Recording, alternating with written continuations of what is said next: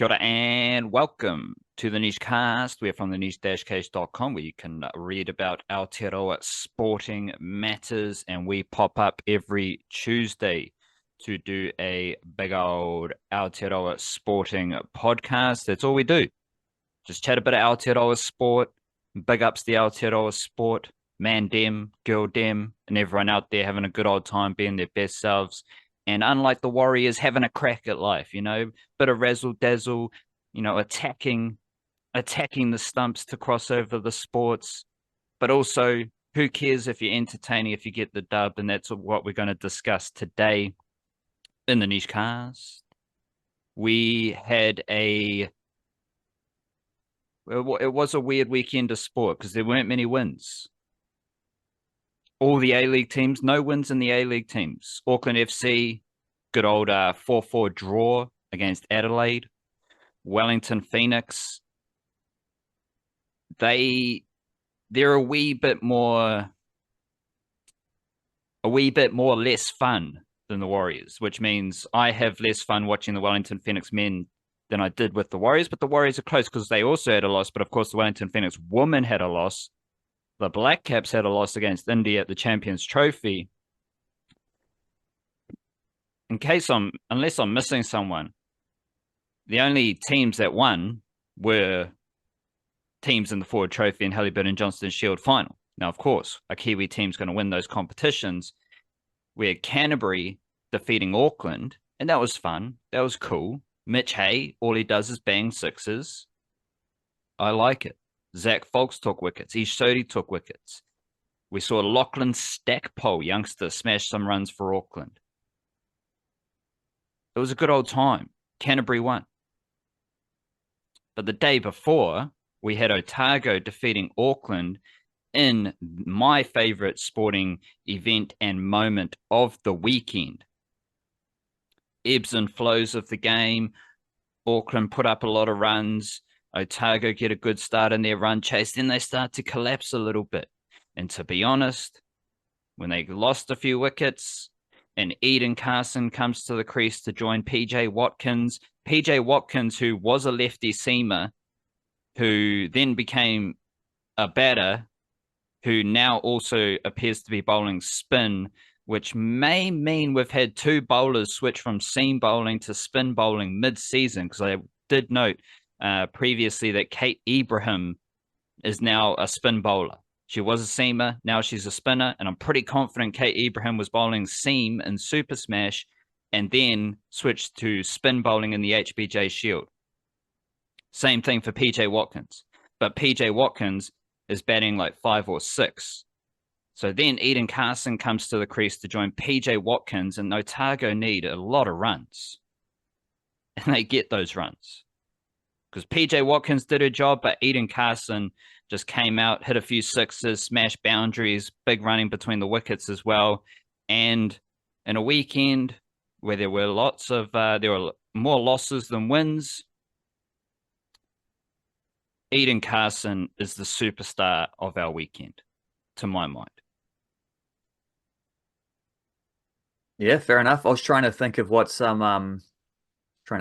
wins there were, because we'll talk a little bit about the Aussie NBL stuff in their semi-finals, where teams were just trading wins, and probably, for being honest, not as much Kiwi involvement as I would have liked from a few of those ones. That wasn't quite as much fun as it could have been, although we still got Shea Ili, we still got some good Rob Lowe moments, and a good Ty Webster game in the second one as well for Perth. But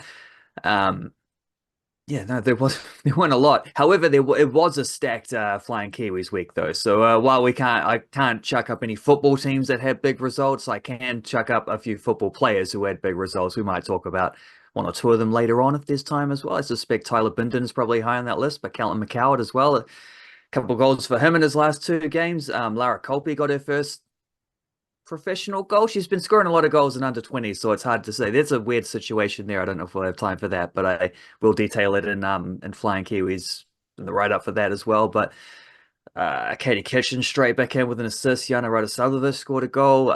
George Stang just scored a goal. There's a bunch of good stuff happening there from the Kiwi football players. So I can't chuck up too many good team results over the weekend, but I can chuck at least a few individuals doing nice things. I mean, I'm talking about an individual here, so it's all about the individuals. Yeah. Because Eden Carson's my superstar of the weekend, and to be honest, she's one of my favorite Kiwi athletes right now, closely followed by Tyler Bindon. Like Tyler Bindon just keeps doing crazy stuff every game, it seems, for Reading as he prepares to join Chris Wood at Nottingham Forest.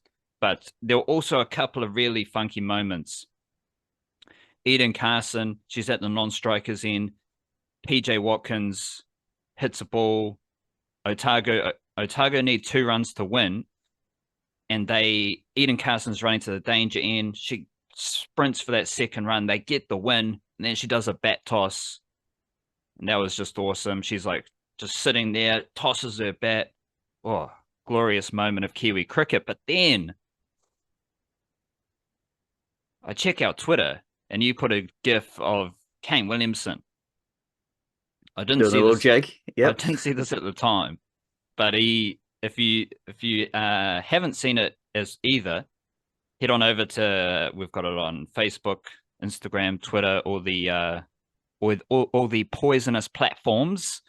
But Kane Williamson does a little broken finger dance and remixes it into a kung fu dance. It's one of the most iconic Kiwi sporting moments that I can remember. Not quite as iconic as Eden Carson's bat toss, but I definitely laughed. And if I'm laughing, I'm having a good time. And if I'm having a good time, I'm having fun.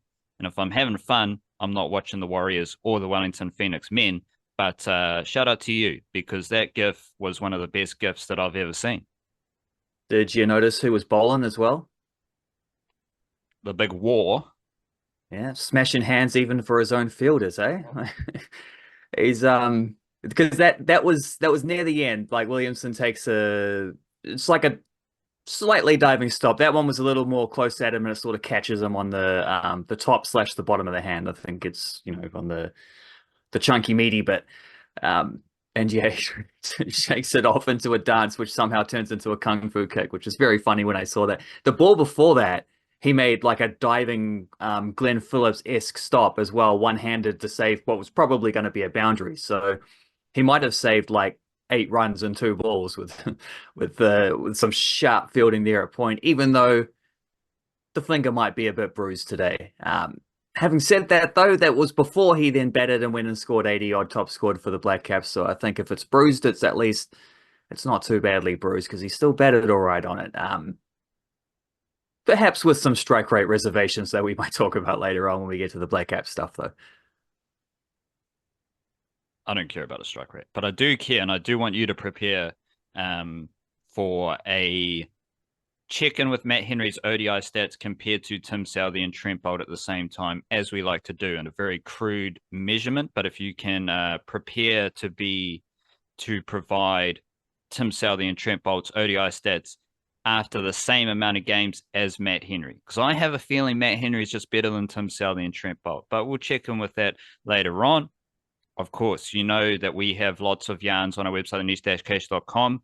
I've done an Otago HBJ Shield Championship review. I've done a Canterbury Ford Trophy Championship review. They are live on the website right now.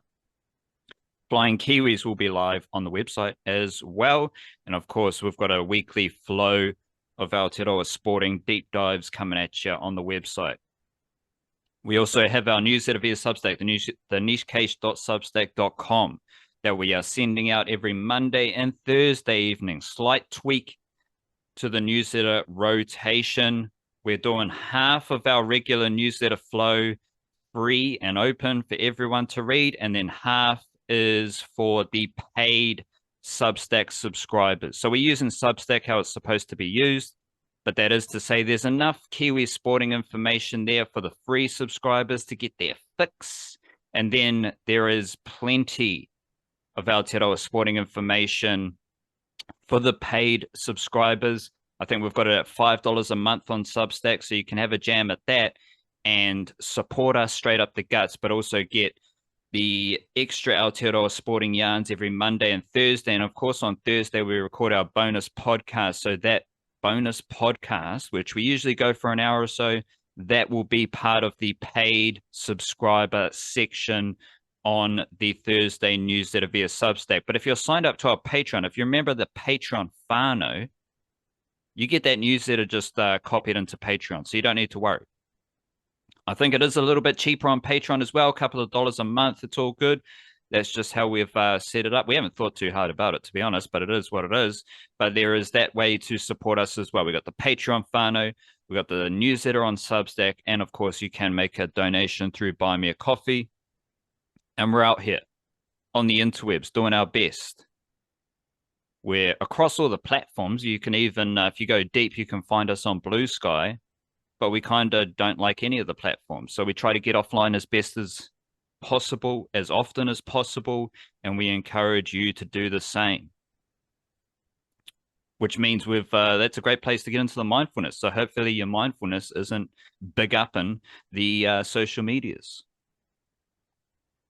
No, well, next time you do, as this does happen in our line of work, is sort of unavoidable. Next time you do get bogged down on social media for a little bit longer than you intend to, keep this one in mind from Sharon Salzberg, who says, when we falter, we can forgive ourselves and begin again. Beautiful. Beautiful. Fantastic. Because it's one of the hardest things about being a human is that you make a mistake and then you just start just hating on yourself. Why did I do this? Why did I do that? What's wrong with me? But if you can just forgive yourself and be present in that moment of making a mistake or whatever you've done, forgive yourself and then just move forward. It's all good. Love yourself. Keep doing your best. Yeah, I love the idea there about forgiveness too. It's not just like forget it, move on. It's like make a point about it. Take a second and actually actively allow yourself to feel forgiveness to yourself. It's almost like an act of kindness towards yourself. It's not just saying flush the dunny and move on. It's actually saying be nice to yourself as well. Be generous to yourself, and accept that you make mistakes and forgive yourself the way you might forgive someone else who falters in their own way. Because it's sometimes a lot easier to do that for other people than it is for ourselves, I think. It's nice to know that we have that option too. Forgive yourself as well as others. Forgive everyone. Indeed. We've already got the juices flowing. We've already swung a leg to do some warm up. We've already played some keepy uppy. So let's keep it moving and grooving into a quick little check-in with NBL basketball, and that is two types of NBL basketball. NBL basketball two ways. We have Australian NBL finals, where it seems as though we're at 1-1 in the two series. Melbourne United versus Perth, Southeast Melbourne versus Illawarra. We also have the New Zealand NBL, which according to your section of the newsletter is starting pretty soon. Excuse me. So we will be tracking the New Zealand NBL closely, as we always do, because we do follow basketball as one of our big four sports. But of course, there is the Indian Panthers entering the competition. So shout out to our Indian brethren, more so the basketball Indian brethren, because the Indian cricket brethren, they're a bit weird, and there's a lot of them. And very different styles to the Kiwi styles. And of course, not huge fans of how India runs cricket, as we're seeing with the Champions Trophy campaign. Like if we're bucking up against the system, if we're doing our avant-garde underground styles, there's no way we can just be aligned with how Indian cricket operates. That just seems ridiculous. But that is to say, welcome to the Indian Panthers, because Indian basketball, I mean, that's avant-garde, that's underground, that's what we love, that's what we do. So shout out to them. But let's start with the Australian NBL. What are the Kiwis up to with Perth, Melbourne United, less so Illawarra and Southeast Melbourne? Yeah, well, there's nothing for Illawarra. They don't even have anyone. So, and Southeast Melbourne do have one New Zealander. His name is Tom Vodanovic. He is trying to make the NBL finals for the fourth season in a row with a fourth different team. Did it with the Kings, did it with the Breakers, did it with Tasmania last year. Now he's with Southeast Melbourne. And they did win. Did they win game two? Yeah, they did. They beat Illawarra 101-94 in game two, bouncing back from their game one defeat. So that one's going to a decisive game three, same as the other one. However, Tommy V so far has logged 0 minutes and 0 seconds. So he's actually DMP'd in both games. So I think we can more or less ignore that one until he actually gets to do something, which hopefully he will in this game. But we'll see how it goes. The other one, though, the Perth and Melbourne game. Melbourne won the first game by decent enough margin. So where's the score? Unfortunately, it's in the end of last month, so I have to flick the button. 105 to 93. There we are. We got it. So a good solid win there for Melbourne in game one. Shea Illy had a nice one there, got plenty of minutes, but mostly it was Chris Goulding who scored 41 points and hit where are we? 10 of 17 from 3-pointers. Very reminiscent of a game he had against the Breakers earlier this season, actually, where he also, I'm pretty sure, hit double figures for 3-point makes and scored a whole bunch of points on that one. But Perth bounced back. Perth were very good in the second game. It looked like they were staring down defeat. And then they had a massive fourth quarter, scored 33 points in the fourth, outscored Melbourne by 18 points in that frame, outscored them by 21 points in the second half, and won 96-89 to force a decisive game three. And within that, as we've seen with Perth, when they do well, it's usually a bit of Bryce Cotton. It's usually a bit of, what's his name? Doolittle. Christian Doolittle. But they actually had, where are we here? Dylan Weinler, their other guard. Their other import, rather. He's a forward, technically. He scored 27 points, 11 rebounds. So nice from them. Don't particularly care which combination of imports is doing the job, but I do care a lot that Ty Webster, after only getting 11 points in the first game, got 11 minutes in the first game, got 21 points, Jesus Christ, got 21 minutes and 13 points in the second game, with a couple of assists, with a couple rebounds. Sharp from Ty. Good stuff. They were plus 13 in the minutes that he played. So, much bigger impact from him in the second game, helping to force it into a decisive game three. That'll be very cool, especially if he continues on with the trajectory he's shown so far. Unfortunately, the trajectory went the other way for Hiram Harris, who got about 40 seconds in the first game and didn't play at all in the second game. So maybe they're just keeping that one up their sleeve for the one that matters. But yeah, one way or another, because if it's not Ty Webster and Hiram Harris and Dante Russo-Nance, then it'll be Shaylee, Rob Lowe, Flynn Cameron. Flynn Cameron I wondered if he might get that DMP treatment once he hit the playoffs.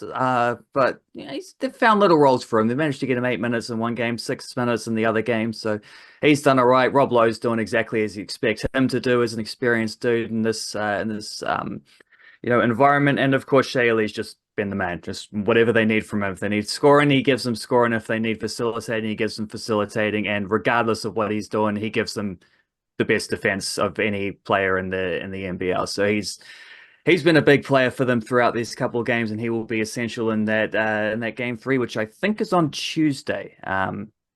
Tuesday is the Melbourne Perth game, and Wednesday night is the Illawarra Southeast Melbourne games. So both of those, it's winner advances to the final, and the final will be best of 5. The semis are best of 3, but the final will be best of 5.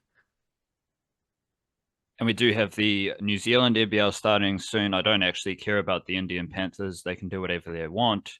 But I do have thanks to Tony O'Connor for his hard work in breaking down all the New Zealand NBL rosters, arrivals, overseas players, everything you need. So if you're on Twitter, you got Tony ONZ, yes, 71, Tony O'Connor. I'm not sure where else you can find it, but it's here on Twitter. I have noticed an interesting wee change. Cam Glidden is now coaching the Tuatara with Aaron Young, who I think was the previous coach of the Tuatara. He's gone down to Wellington Saints. And just flowing off the NBL, Australian NBL stuff you're talking about, Wellington Saints, Hiram Harris, Isaiah Liafa, Shea Illy. That's a fantastic trio of Australian NBL players. Then we go to the Auckland Tuatara. You got Rob Lowe and Tommy Vidanovic of championship pedigree fame. So shout out to them. A couple of little pockets there in the New Zealand NBL. And I do see Manawatu. Corey Webster is now with the Manawatu Jets, and Dante Russo-Nards has joined the Manawatu Jets as well. Is there any other little interesting bits and bobs that you want to highlight about the New Zealand NBL as we do our warm-up preparations for the upcoming season? Well, if you're wondering why Corey Webster's moved to Manawatu, the head coach there probably gives that one away, Mr. Tony Webster, his father. So he's chipping in for the old man there, which is like that's a fantastic signing, especially because you look at that, they got some good imports potentially. Well, I mean, we assume the imports are good. We actually don't know because they're not getting like NBA caliber players. I was going to say, so you know that Kenny Goins is good. Do you know that Miles Gibson's and good? Mikal Mitchell, these guys, top names. I assume they've got good imports because usually these teams are able to at least find good imports. But it's getting a local player who's as good, if not better, than the imports, like Corey Webster will be, is outstanding. And then you chuck him next to Dante Russo-Nards, who's like the player who could most benefit from playing and learning alongside someone like Corey Webster. I like a lot of that. That's very cool. Anything else of particular note? Have you got the thing? Because Toy Smith-Milner signed somewhere overnight. I'm not sure where, but he's not on the list because that was too late. I can check where that was, but yeah, no, I actually had no idea that this was coming up so soon. It's just sort of the men's season has crept up because the women's season they moved it later in the year, so they're not like overlapping or anything. They're actually quite far apart because they wanted, I guess, the women's season to fit more comfortably within the WNBL off season, so that they could maybe attract a couple of more players or align with other leagues in Europe as well, so players could play during the year in one place, come back, play in New Zealand, and without having to sacrifice one contract or the other, they'd be able to do both, get two paychecks, make a better living from the sport, which makes sense. Even if it did make it clash with the Australian NBL, but so it goes.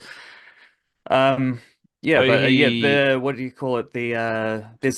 There's the West Side Blitz thing they're calling it, I believe, which is just the preseason game, a bunch of short games over the next few days. And then next weekend is round one. Tohi Smith-Milner is signed to Canterbury. Right. Well, that's a fantastic signing for Canterbury, who are the two-time defending champs. Yes. Back-to-back defending champs, I believe. Last two championships. Indeed. Your mate Walter Brown, Taylor Britt, the legend. The Isaac brothers, Ihaka Kate, Max Darling, the big man. So, that Canterbury Rams roster is looking pretty good, as well as back-to-back defending champions. I might have a look later on, maybe for the newsletter later in the week. I might have a look and see how the under-18s team that the New Zealand team that got to fourth place at their World Championships last year, where quite a few of those were already playing, like quite a few of those dudes were already playing, NBL last season, and probably mostly small roles, not all of them. A few of them are fairly significant roles, and a couple of those guys have even gone on and already debuted for the Tall Blacks. We saw Jackson Ball most recently in the last window, so I think maybe that'll be I'll take a little bit of time during the week and go through and see if I can see how those guys are lining up as well. But yeah, should have a bit of focus on that in the newsletter later in the week, I reckon, when there's a little bit more time to go through it all. It's an example of what we're dishing out in our newsletter every Monday and Thursday. That may be in the paid section, it may be in the free section. You never know. We have to wait and see how that is packaged. But there's always a lot of really good Kiwi sporting information in the paid section, so it's a great way to support our work. And now we bring it down a notch. NBL excitement, celebrating Eden Carson, celebrating Tyler Bindon. But I did weave some New Zealand Warriors disappointment in there. And now we talk about Aotearoa Warriors disappointment. They lost to the Canberra Raiders 30-8. And we'll get into some nitty-gritty, a lot of nitty-gritty to discuss. But I can only start with my experience of watching the Warriors play rugby league. It's boring. Like, I do not have fun watching the Warriors play rugby league. Now, the good news is it's the same as last year. So all the Aussie preseason insight, even the New Zealand media, how do the Warriors deal with the loss of Sean Johnson, Tohu Harris, Adam Whenua-Blake, Marcelo Montoya, key losses? The good news is, Warriors fans, it was the same. So you lost all those players who, let's be honest, the Warriors played their best rugby league football without last season. But it's the same. You lose those players, it's the same. Last year, there was a sweeping kind of wave of this realization that I just don't have fun watching the Warriors. To be honest, it started round 1 when they lost to the Cronulla Sharks at the Mount Smart Stadium behind you. That was boring. That wasn't fun. The Warriors were clunky. They weren't very good defensively. They don't really do anything outstanding. Like, there's not necessarily an identity to their style of play. They do have that stat profile that I've talked a lot about all summer, but that doesn't actually translate into we are the Warriors and we play rugby league this way. This is what we do. Come into round 1, yes, it's in Las Vegas. But regardless of whether it's in Las Vegas, whether it's in Dunedin, whether it's in Apia, wherever you want to play this game, all these NRL teams, this is something to laugh at as well. All these NRL teams, they all do the same preseason. They all do the summer training. They all do these hype videos. They all talk it up. In theory, they're doing the same skills and drills. They're doing the same fitness. Then you come to round 1 and there are teams who play really well and there are teams who don't play really well. We've had 3 round 1s under Andrew Webster. The first one was pretty good because the first season was pretty good. That was in Wellington against the Newcastle Knights. Now we've had back-to-back round 1s in which the Warriors have been underwhelming. And I like Andrew Webster, but I'm gonna push up against Andrew Webster in this rant, in this glorified rant that I'm doing about how boring the Warriors are, because round 1 footy reflects on the coach. It reflects on all the work you've done over the summer. So if you're not playing good rugby league in round 1, what have you been doing? Because in theory, you've been working hard, you've been training hard, you've been doing all the skills and drills and fitness. We got all the social media content. Yeah. Fantastic. But you show up round 1 and you're just boring. So we've had that for 2 round 1s in a row, back-to-back seasons. That makes you wonder, well, what aren't they doing over summer? And I hope this is like a humbling moment for everyone at the Warriors, because you come out in round 1, you play like that, you got to do some self-reflection, like, wait, what are we actually doing? What is the training we're doing? Because, okay, the Raiders. Wait, let me start with the Panthers. 20-time defending champs, whatever they are. They are the upper echelon. They are the standard of the NRL. They come out round 1, they got all these funky moves. Everything is crisp. They know, like, they're playing at a high speed, high tempo. They had the same kind of shift it wide, but then shift it back into the middle. Set play that they did a few times in that game. Hadn't really seen that too much before. You know that is something they've been working on all summer. Okay, that's the standard. That's the Panthers. They're an awesome rugby league team. Rugby league perfection, I'd say. The Raiders, up and down like the Warriors. But they come out round one and they've got a clear plan. They're offloading the footy. They're using their speed. They're doing what they want to do, and they do it. They execute it. So you can tell that they've been building all summer to this moment of how they want to play rugby league, especially in round one. None of that's there for the Warriors.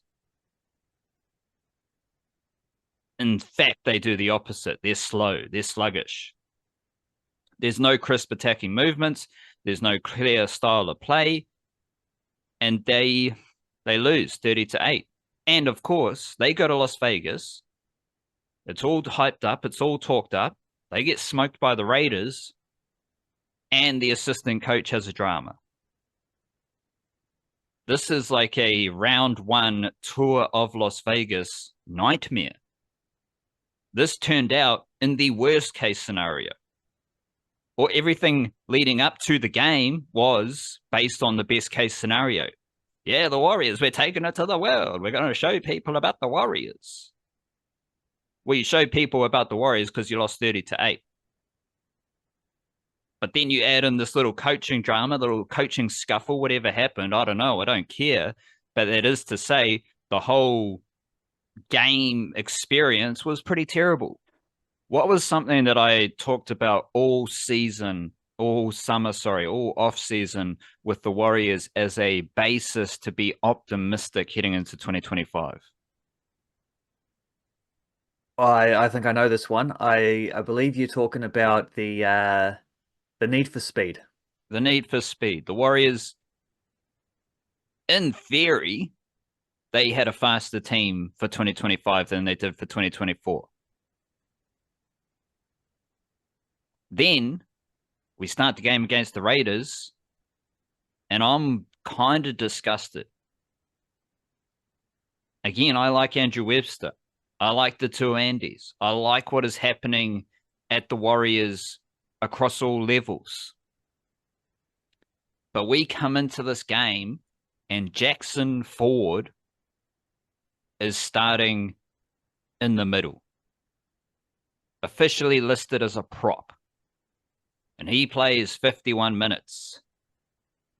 So right there, the whole basis of my optimism, well, the middle forward who offered speed, he's not there. He's on the bench. And let me see how many minutes Aaron Clark played, 46. So he played less minutes than Jackson Ford. Only a few minutes less, but less minutes than Jackson Ford. But Jackson Ford's not fast. He's not very powerful. He works hard. But does he work harder than any other NRL player? I don't think so. But that one selection set the tone for my whole experience. So what are we doing? Why is Jackson Ford starting? Why is Jackson Ford playing 51 minutes? And I'm pretty confident Jackson Ford played the whole first half. Jackson Ford played 51 minutes straight. He played the first 51 minutes of the game. And the Raiders in that period had scored 4 tries. So that didn't work. Well, one of those tries as well, I'm pretty sure I think it might have been their second try, came specifically off the back of a line break. Because I remember thinking the same thing about, I don't think Scotty's going to be too happy that Jackson Ford is starting this game ahead of Aaron Clark when they announced that one. I remember thinking that, and then I remember also thinking, I'm not sure I'm too happy about it either. I don't quite see the point of that. So I noticed it when Jackson Ford was slow to get up at around the ruck for one of those ones, and they just they ran straight through the thing. It was a big gap there, and I'm like, who's left that gap? Replay. Jackson Ford, right? Okay, whoa. The ex-Dragon player, but yeah. That you've sparked up another thing, because yes, Jackson Ford was involved in that play, but the commentators kept talking about Jackson Ford, where it was actually live in the play. Wade Egan was called out of the play. So Right. he was at marker, but he was offside at marker. So the referee said, Wade, Wade, Wade, you're off. So then he didn't make the tackle. So then the runner could keep running and expose the hole that Jackson Ford will expose the hole around Jackson Ford. So that's a different kettle of fish. Now I don't want to get into like just moaning about commentator territory, but that is an example of how the commentator says something which makes the viewer think that that was a fact, that that happened. But it was actually Well, it did weighted. in that case, but it Exactly. also was not the whole story. Well, because he was, I think it was Braithen Astor was actually the best commentator of those three, which is kind of crazy. But I don't like any of the NRL commentary. So again, I'm wary of just complaining and moaning. I don't want to do it, but it's important to note, like, because he kept saying Jackson Ford was called offside when it was actually Wade Egan at marker. Now this Right. goes back to the start of the game, where Matty Johns, who is one of the most celebrated rugby league minds and personalities, he kept saying the big Warriors forward pack. Oh, the Raiders, they're working over the big Warriors forwards. Well, they're really troubling them. The big Warriors forwards, they're getting tired. The Raiders forward pack is bigger. Right? Joseph Your old Tarpanay's mate big. Papali'i there. Tarpanay's bigger than Fisher Harris. Papali'i's bigger than Barnett and Corey Horsburgh. He's bigger than Jackson Ford. Hudson Young. Well, he's about the same size as Kurt Capewell. Zach Hosking, he might be smaller than Maratania Corey, but he also might just be like 1 centimeter shorter, a few kgs smaller. Like the Warriors, regardless of compared to the Raiders, the Warriors forward pack's not big. This isn't a big Warriors forward pack. But Matty Johns, all he kept saying in the first half, it's a big Warriors forward pack. No, it's not. It's a small forward pack that is meant to be mobile and fast, but they're not fast because Jackson Ford is slow. Like, everyone's kind of slow there. The only fast blokes in that forward pack, Aaron Clark, Dimitri Vaimunga relatively, and Leka Halasima relatively. So the three that were on the bench. The three guys who, well, two of them only got game time once the game was over, and Aaron Clark, who came on after the starting forward pack, was rolled by the Raiders. But it's not, they got rolled because the Raiders forward pack is bigger. But the Raiders are also a faster team throughout their whole team because you got Kyle Weeks at fullback, Xavier Savage on the wing, Matthew Timoko at center. Like, all those dudes are fast for their positions. So when you combine a bigger forward pack, because the Warriors is a small forward pack, when you combine that with offloads and speed, that's how the Raiders win. Like, it's no point offloading if your team is slow and you can't do anything with the offloads. But if you got your speed around the middle and you got your speed on the back of the offloads, well, then you're going to work over the opposition. But to my point about this being a small Warriors forward pack, James Fisher-Harris started at the Panthers as an edge forward. Mitchell Barnett often plays edge forward.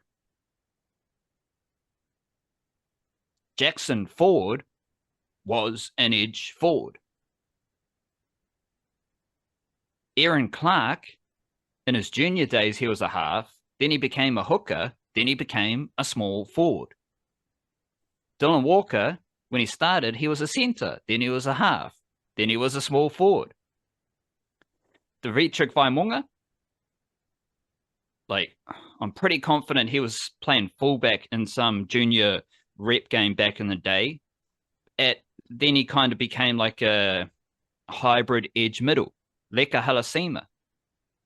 He's an edge middle who spent most of his debut at center. Now, of course, James Fisher-Harris, he's been playing prop for a long time. Mitchell Barnett often plays through the middle. Aaron Clark, Dylan Walker, they are small forwards who play through the middle. But to my point about them not being big forwards, they don't come, like, they're not big boppers. They didn't grow up playing through the middle as big boppers. Most of them started on the edge, which that's a clear style of rugby league player that Andrew Webster wants, which is okay.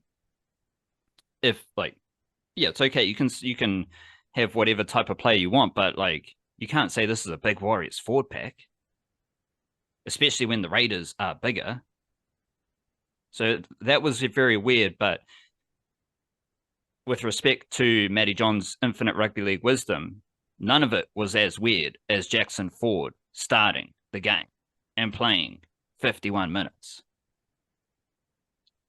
Also because I can name a very strong New Zealand Warriors top 17 and Jackson Ford's not there. Right, so like another issue, and this is what I wrote in the paid section of the Substack newsletter. I'm not confident that the Warriors have an 80-minute edge forward right now. Kurt Capewell played a lot of 80-minute games last season, played 67 minutes here. The game was already decided, so I'm not too fussed like that. He can play 80 minutes, but I don't know if him playing 80 minutes is the best thing for the Warriors. Because he does good stuff, but he's not one of the best edge forwards in the game right now.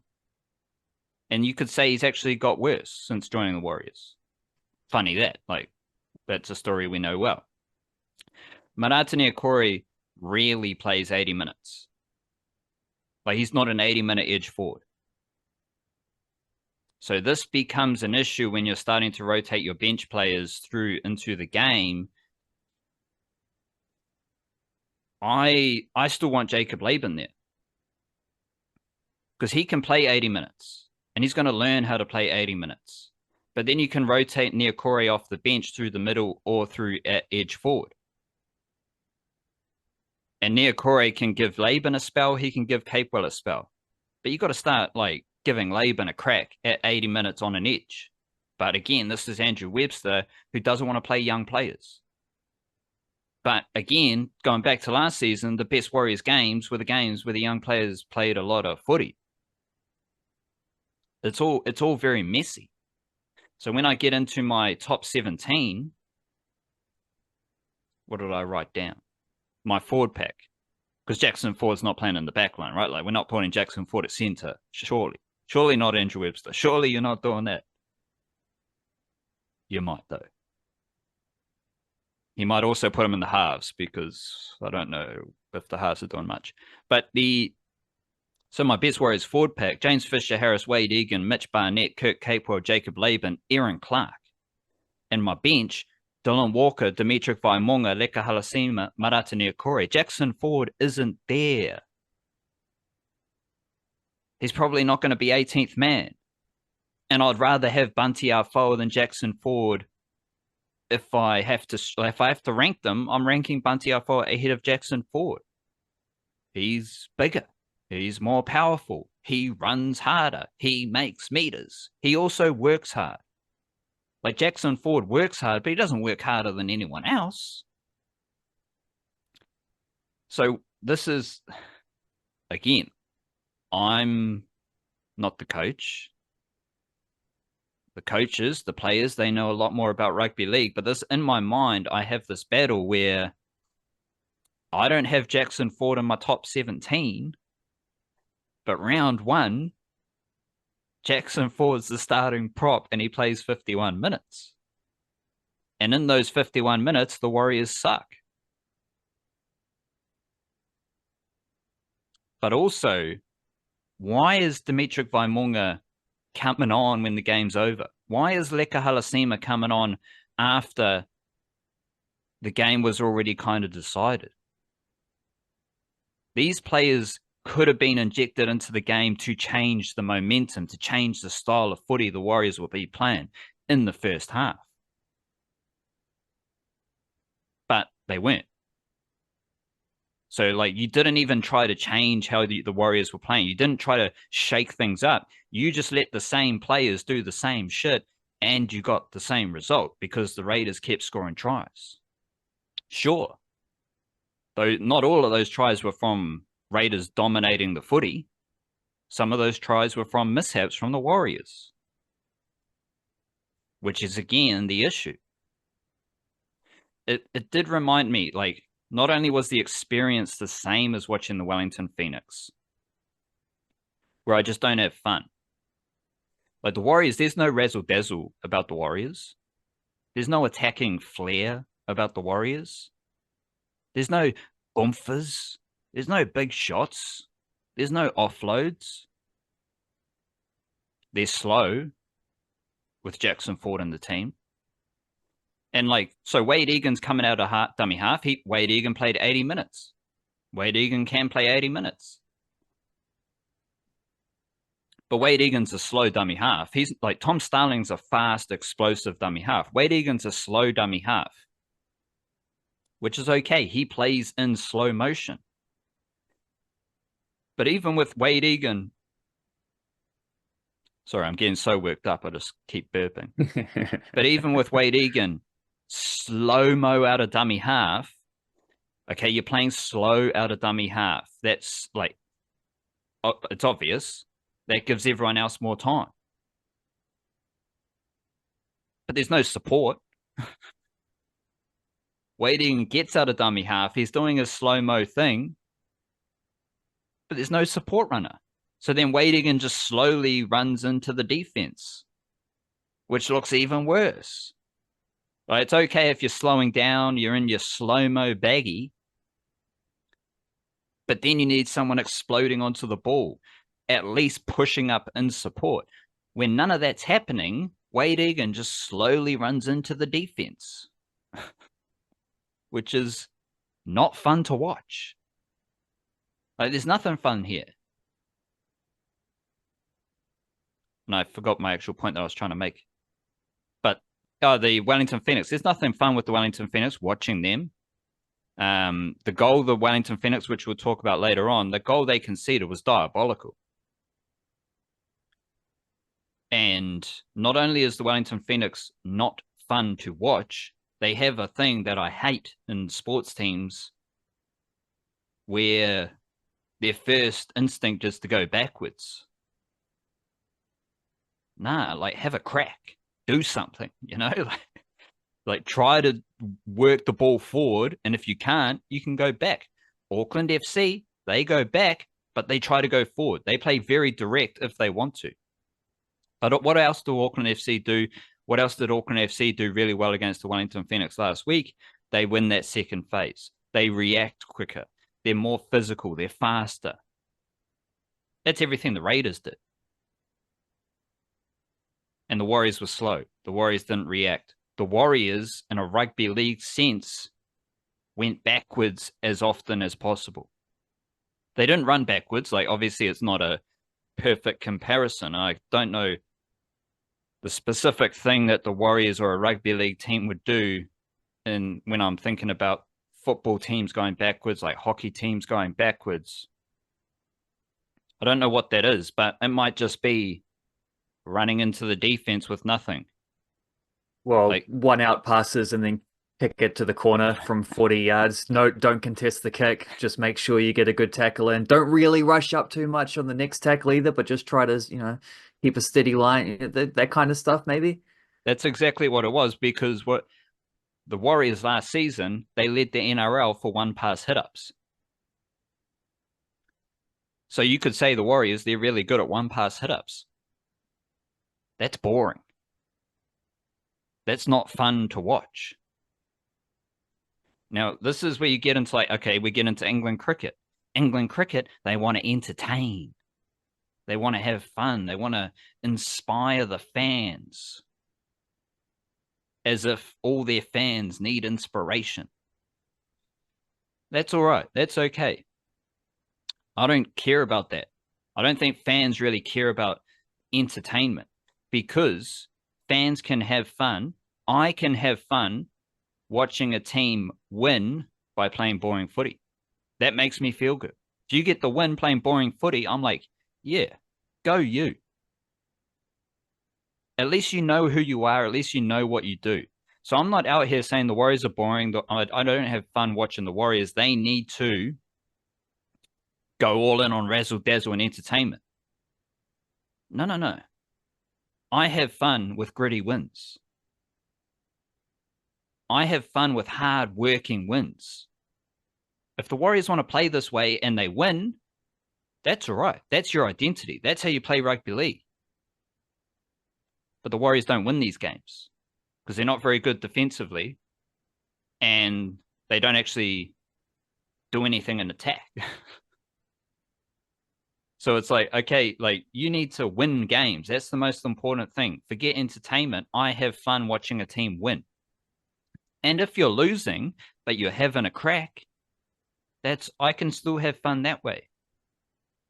But when you're playing boring rugby league, when you're playing a boring version of your sport and you're losing, and you've been doing it for 30 rounds, maybe 26, 27, 28 rounds, whatever it is, last season coming into this season, then we're starting to have issues. And if all of that's happening and you're selecting Jackson Ford as your starting prop to play 51 minutes, then we got real issues. So it's, I didn't have fun watching the Warriors. And that's just where we're at. And I don't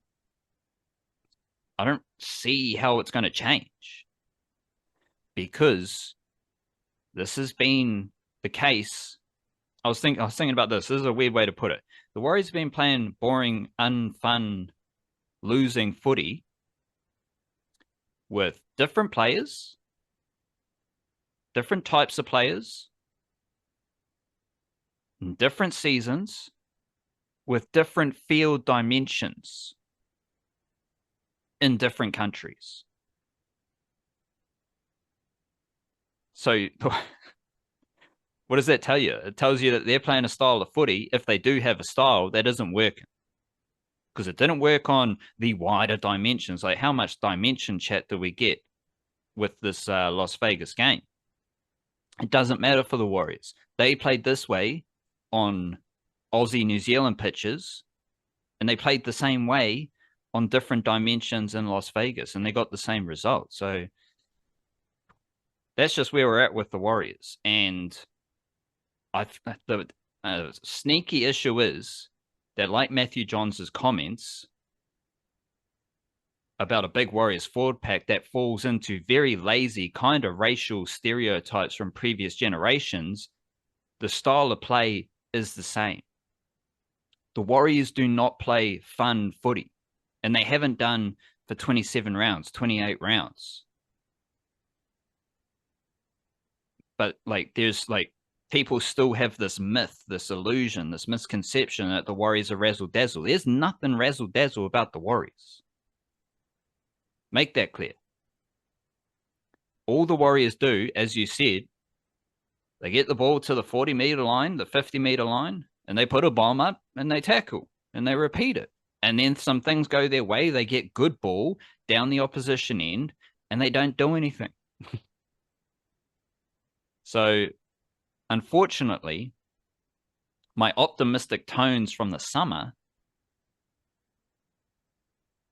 turned into Jackson Ford starting at prop and playing 51 minutes. And that wasn't a fun experience at all. Yeah, I mean, even the long kicks, bomb it up to one of their outside backs from the Raiders, and then whatever. The Raiders did a lot of that too. And then, but the difference is, it's like Sean Snooker-Klokstad's going up for a high ball with two guys shadowing over him. One of them literally shadowing over him because for some reason he decided to catch it around his ankles and drop the ball. I was going to say another one, he kicked a guy in the head. So he didn't go. Yeah, one of them he went up for. The other one he went down for. Yeah, I don't know what was going on there. The elevator was faulty or something, but that got a little bit strange. But you can see he was under pressure from before he took the kick. And it was in his head. It must have been in his head the way he was going up for that. We're in the way where the Warriors just weren't putting the same kick pressure. It's not about getting up for a challenge. It's about making the guy, putting some doubt in his head before he's able to catch the ball. It's just that little things which should be a part of the game plan that they're trying to do that weren't there. And I mean, the half stuff was very weird because, like, and I suppose I got to ask, like, frame this as a question to you because I don't know, but I thought like the point of Luke Metcalf starting is that he's really fast and he's a good runner, and I can't remember him running the ball at all. And I also don't remember like because I assume also one of the reasons for Chanel Harris-Tavita to start would also be that he's a good kicker and he's he adds the left-footed element to that as well. But there was I mean, the long kicking, sure. I just mentioned like probably the bombs would have been a little more effective if you put a little more like wobble on them and put them a bit higher in the air. But also, that's only half of the kicking aspect. The other stuff is like, what are you doing in the 20, which is so clearly the area which is sponsored now. I noticed that on the thing. They've sponsored the red zone or whatever they want to call it. Weird. It's integrated sponsorship things, and these get very weird. But I can't really remember Luke Metcalf actually running the ball. The kind of thing that Sean Johnson would always be criticized for as well, by the way. Why isn't he running the ball enough? So the guy who's replaced him seems to not be running the ball enough either. And I also don't remember. It's not to say it didn't happen. I'm just saying it faded in the memory if it did. I don't remember a crossfield kick. I don't remember a grubber in behind. Like I don't actually remember very many attacking risk-worthy, like have a go kind of moments when they did get there in the danger zone attack in the Raiders line. What I mostly remember is them just trying to shift it out to the left and running out of space. And on one of those occasions, once they'd done it 3 or 4 times and it was kind of obvious, the Raiders just jumped it and scored a 90-meter intercept try. So, I mean, surely that's not the intention of that halves combination, right? Like, surely there was a little more to that when you've got Tamati Martin, who does have a little bit more craft than those other two, sitting in the stands watching. That's actually quite funny because last year, I thought that all the Warriors' attacking shapes leads them into a cul-de-sac, leads them into a dead-end road where they get to the sideline and they don't actually have any space. Yeah, they don't create the overlap they're trying to get. The whole point of the shape is to get you on the outside of your opposition winger. And that never actually happened. And if it did happen, there's 3 defenders right there working hard to get across the field. That happens on a regular size field. So in Las Vegas, they're playing on a smaller field and the same thing happens. That's what I'm saying. You lose the players, you play the same. Different dimensions, it's the same problems. To the halves specifically, Metcalf did have 12 runs. Can you do some quick math? What's 70 divided by 12? Well, you could use a calculator, like but yeah. 5.5 or something. Yeah, hold on. I was hoping you'd do the calculator so I could get a precise measurement. So, I mean, result is undefined. I spelt it wrong. Credit to Luke Metcalf, he did have 12 runs. That's the same amount of runs as Ali Leotawa. It's the same. It's more runs than Mitchell Barnett. So he did do that. What's 70 divided by 12? 5.8. So he averaged 5.8 meters per run. The benchmark is 10 meters per run. So Ali Leotawa had 12 runs for 126 meters. That is more than 10 meters per run. So Luke Metcalf, his runs, they don't do anything.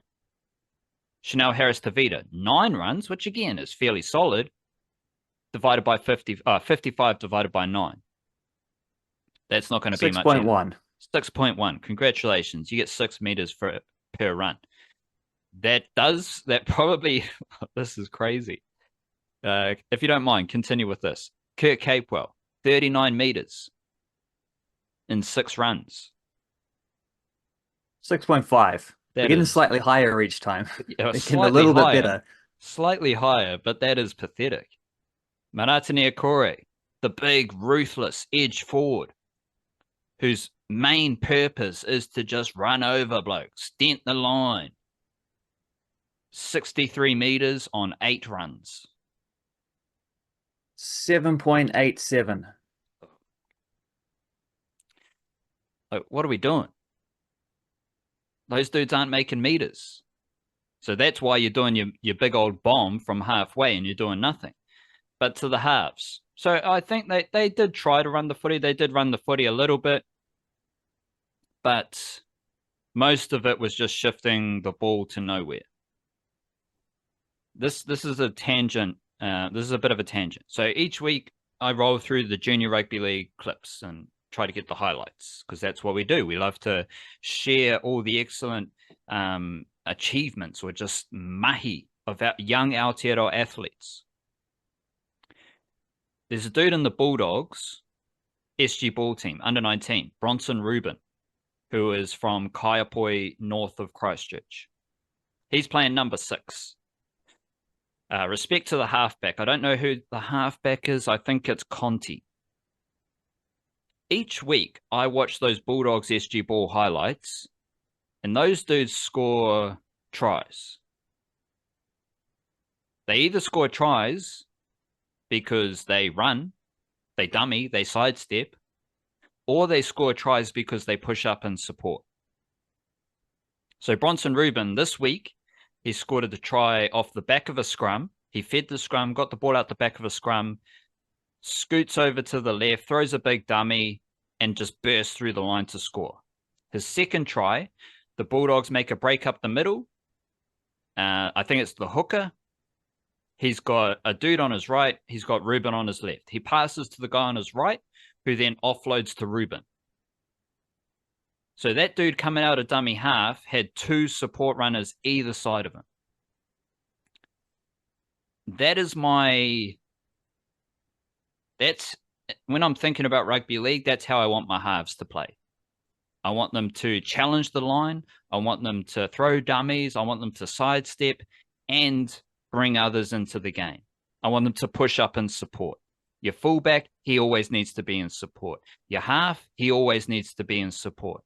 When the hooker gets out of dummy half, you need support. That's not happening with the Warriors, right? Like, there's no support runners. And Luke Metcalf, he's lively, he's fast. Like, in theory, he should be fast. But he was just kind of monstered by the Raiders. Chanel Harris-Tavita can do some funky things, but I wouldn't say he's, like, fast. So if you got one half who, in theory, is fast, but he doesn't really use it, and then you've got another half who isn't fast, then we're getting into, well, we're just regurgitating that the Warriors are slow and the Warriors are boring. And, I mean, that's who they are. So, yeah, I don't know what else to say.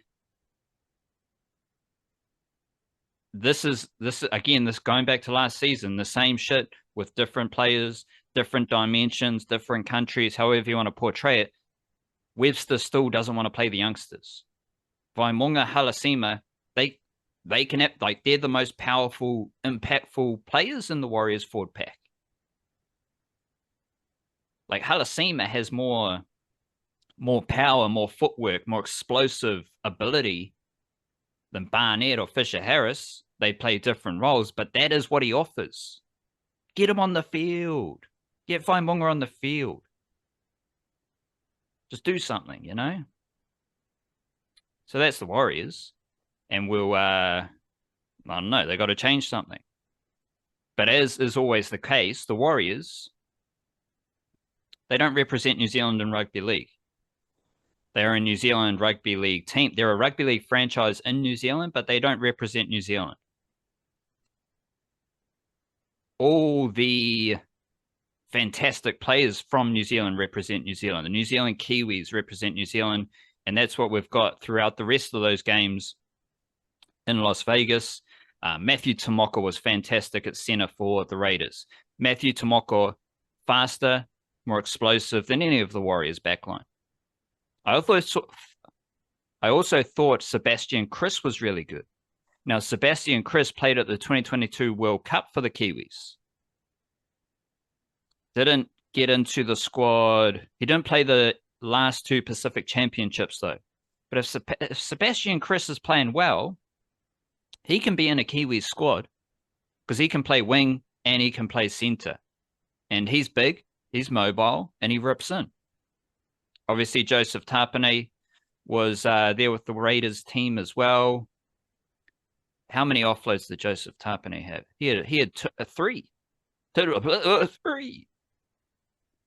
So Joseph Tapine had 3 offloads. Yeah, I think he got a sin bin as well, but he was a key contributor in that offloading style of footy for the Raiders. No Warriors player had 3 offloads. Joseph Tapine did. There are also a few minutes for Simi Sasangi, Ellerslie Jr. from Auckland, and Ata Mariota, Manurewa Jr. from Auckland as well. They were part of that Raiders team. And the Panthers, they had a good win over the Sharks. If you just want to watch the best rugby league, can't go past the Panthers. Like they just play the best rugby league. It is what it is.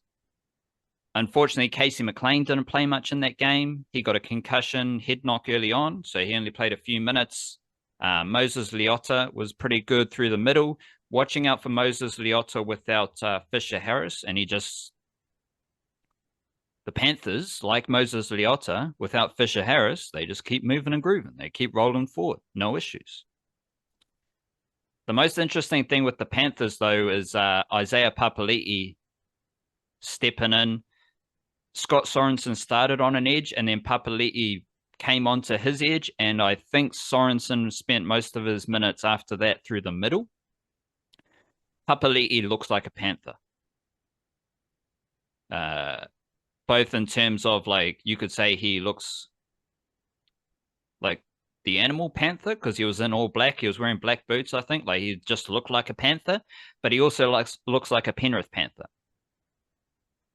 He's like, I think if the Panthers are playing with Liam Martin on one edge and Isaiah Papali'i on the other edge, that's going to be fantastic. And I'm going to enjoy watching that. And I think I'm going to enjoy watching Isaiah Papali'i for the Panthers. But again, going back to the Kiwis, Sorensen and Papali'i played for the Kiwis last year. Britton Nakora wasn't there. Britton Nakora played for the Sharks alongside Glenora Jr., Braden Hamlin-Uele, Kale Iro, the Cook Island international, who played for Mount Albert, and we've got Ronaldo Mulatalo from Otara Ellerslie Jr. as well.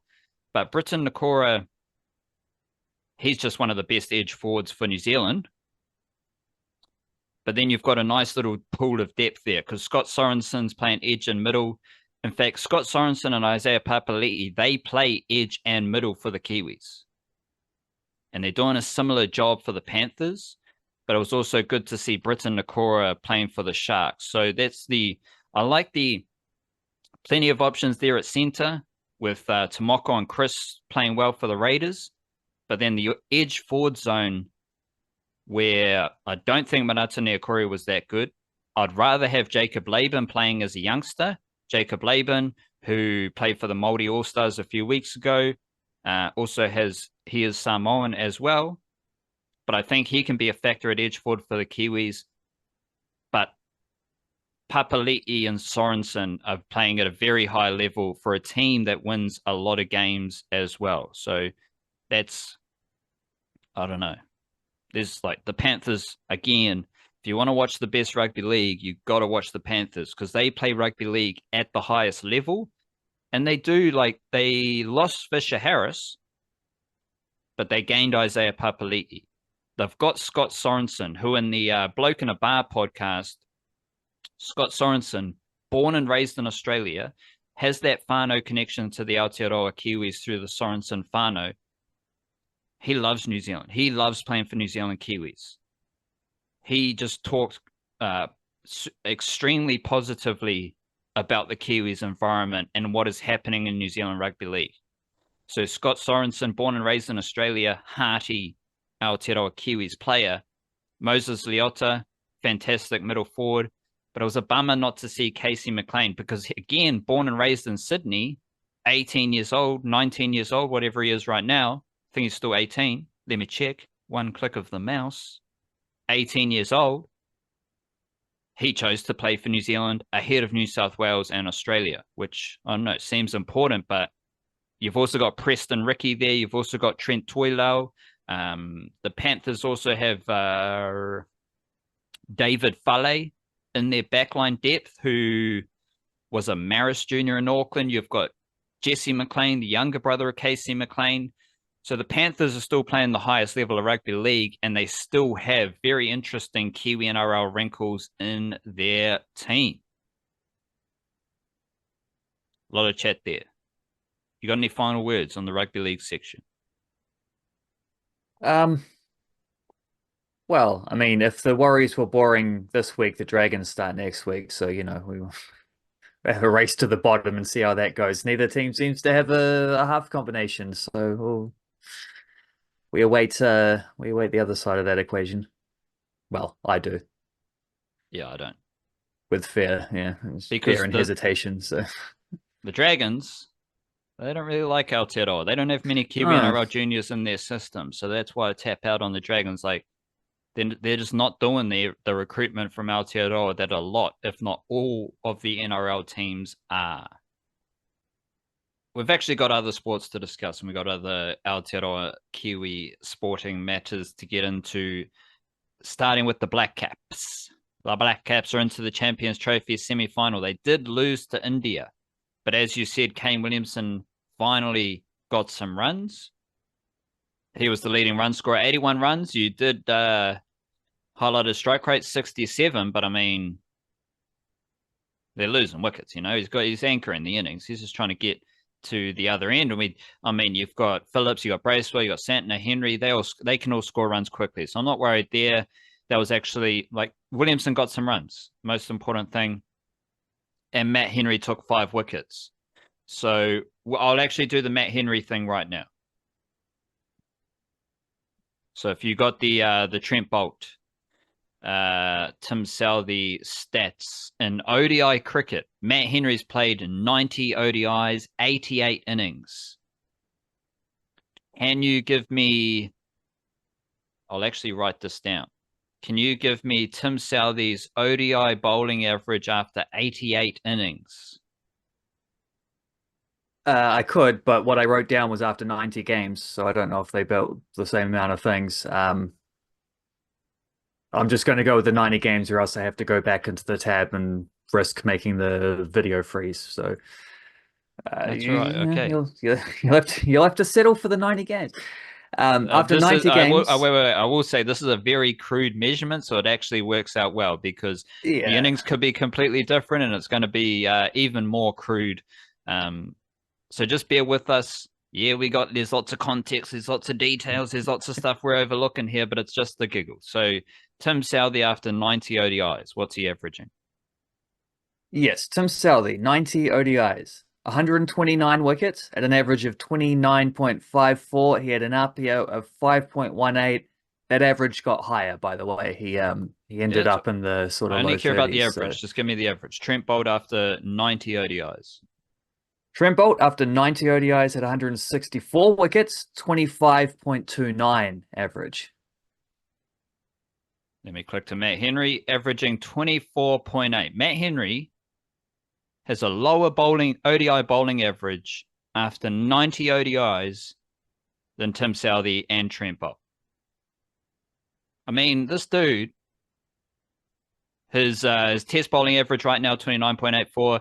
T20 international bowling average 23.66, which might be in Trent Bolt zones. I don't think his test bowling average right now is after his. Let's expand it out. Let's go all in on this.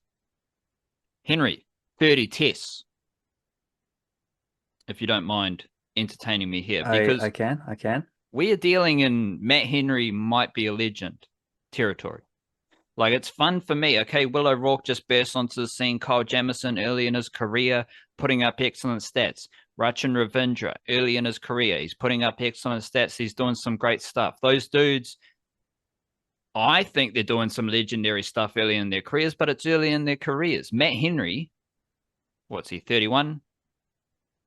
33 years old, and he's a better ODI bowler after 90 games than Tim Southee and Trent Bolt.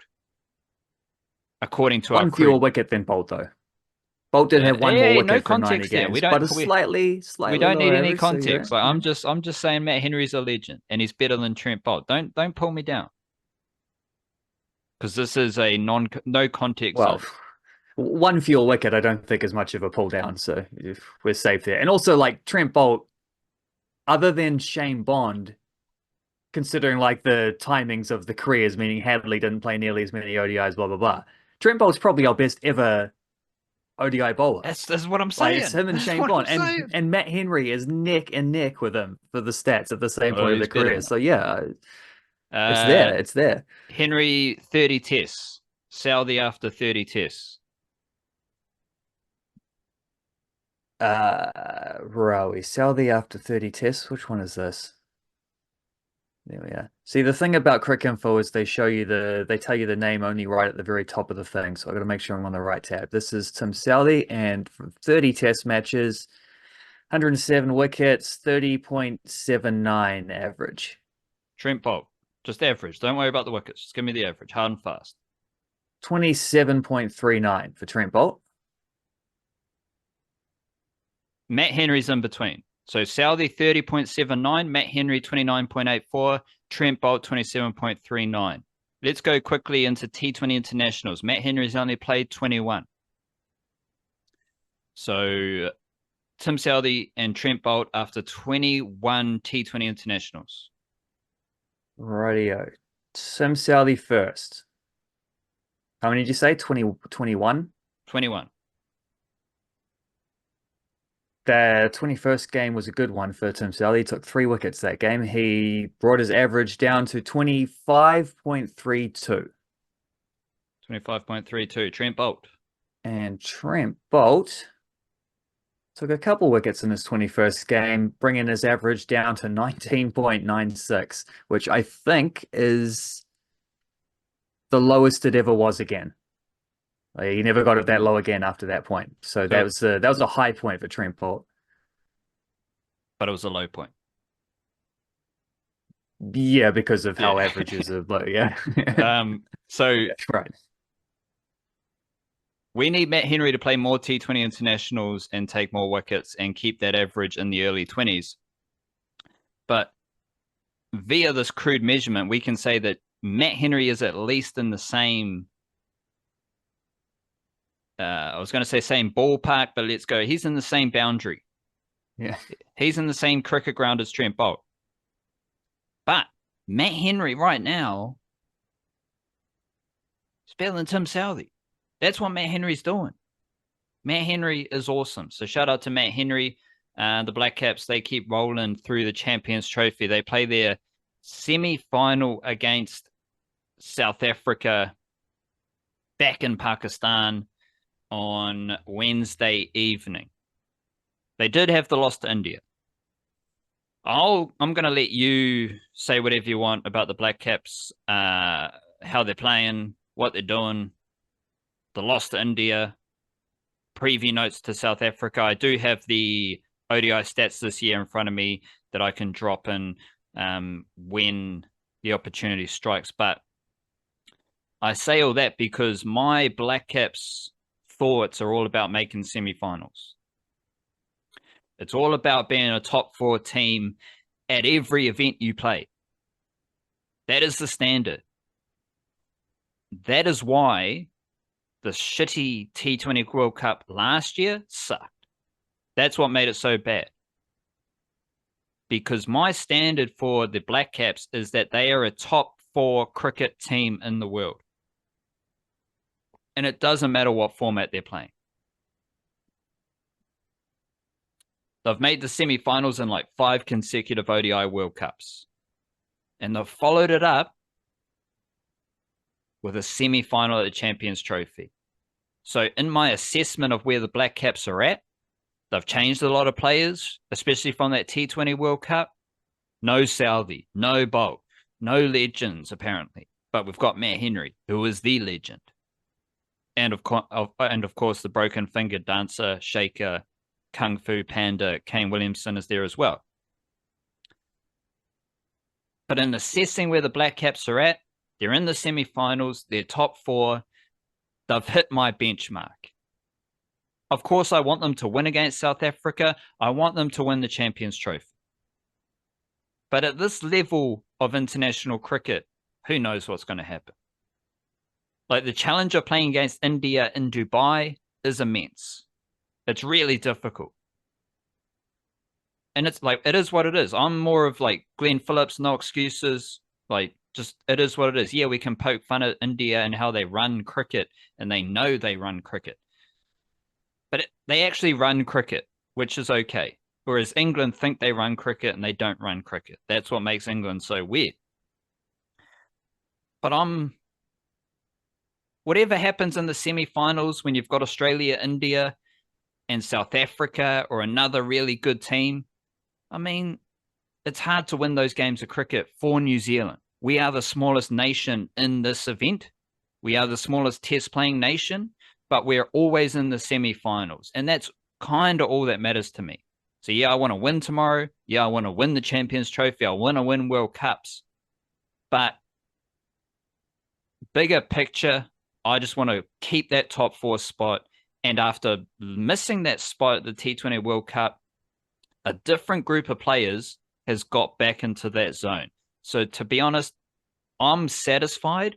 And anything that happens from here on out at the Champions Trophy, I'm not going to be too disappointed. You can take that wherever you want, and we'll get into some details. Yeah, I mean, I agree. That's the benchmark, and they've achieved the benchmark. They achieved it after 2 games. Like they came out, they won their first 2 games, very good performances, very well-rounded performances, building off the good form they showed in the preparation stuff, and that makes this a successful tournament. And they might make it an even more successful tournament because they are good enough to win it from here. But of course, like any game on any given day might just, just because you're good enough doesn't mean you're going to win. But they're in the hunt, and that's good. And I think the South Africa semi-final draw is a good one because they will, there are reasons to believe they can beat any of the other 3 teams in the semi-finals. But South Africa is maybe they did beat. It wasn't their full strength team previously, but they did beat them recently, so that helps. Go gives back you a little to, bit of confidence. So with talk a lot about how you feel. How I feel when I watch the Warriors, how I feel when I watch the Wellington Phoenix. How do you feel playing against Australia compared to India? India in Dubai, where they're staying put, they're playing every game there, and playing against South Africa, like, because I think what you're alluding to is, yeah, Australia is always scary. I always feel like we're going to lose that game. The current situation with India in this tournament, it's going to be really tough to win. Like, I don't feel good about winning those games. I feel like the most winnable game, if they play well, is South Africa.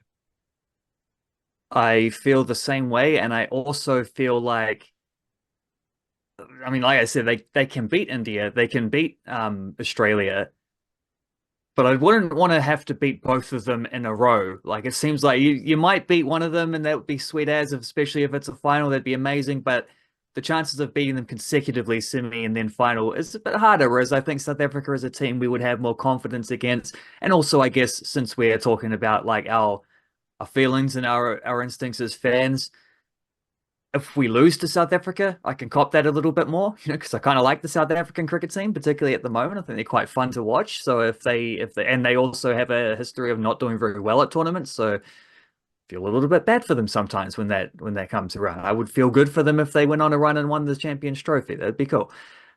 Much rather it be us, but at least it wouldn't be quite so devastating as like losing to Australia again in another important ICC tournament type game. But I mean, even against India, where I haven't paid enough attention to them through the Champions Trophy to this point.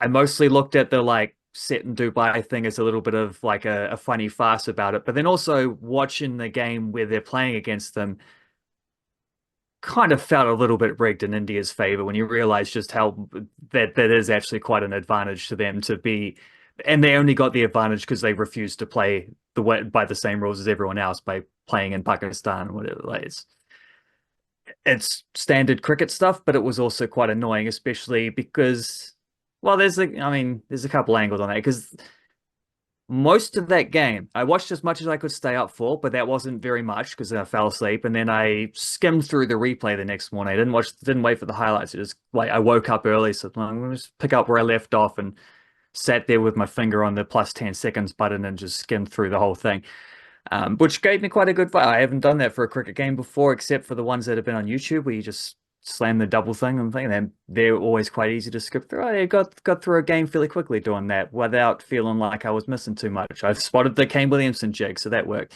But I felt for 3/4 of that game like the Blackcaps were going to win.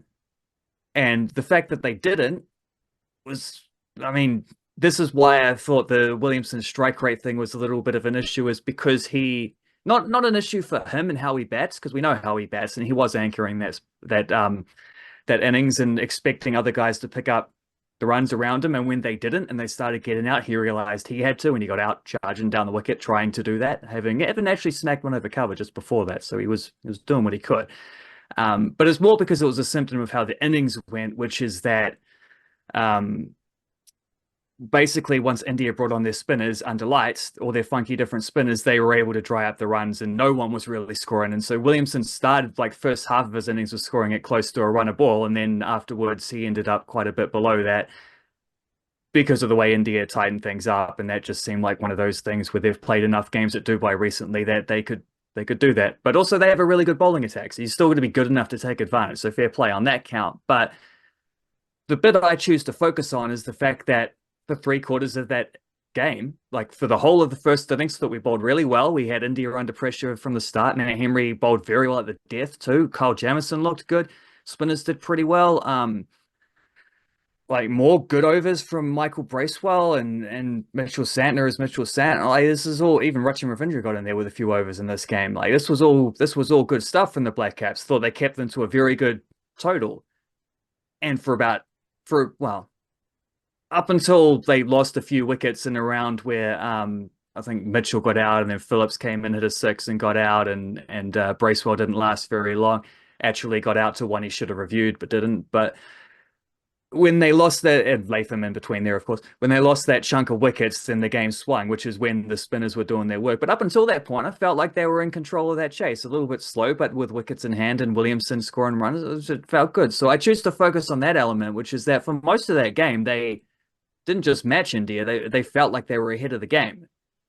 You learn from your lessons there. You fix your things next time you play them if you get the opportunity. It's not so bad. Maybe bat first, so you're not batting under lights against the spinners the next time around.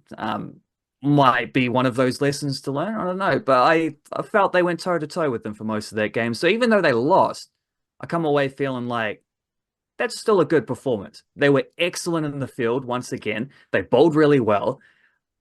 Just didn't quite handle the spinners, but in a way where it's like, well, if there's only one thing that went wrong, you can go away, you can adjust, you can get a better idea of it, having faced that the next time. You fixed it a little bit if they happen to play India in a final, which would be the only opportunity they get to play them again.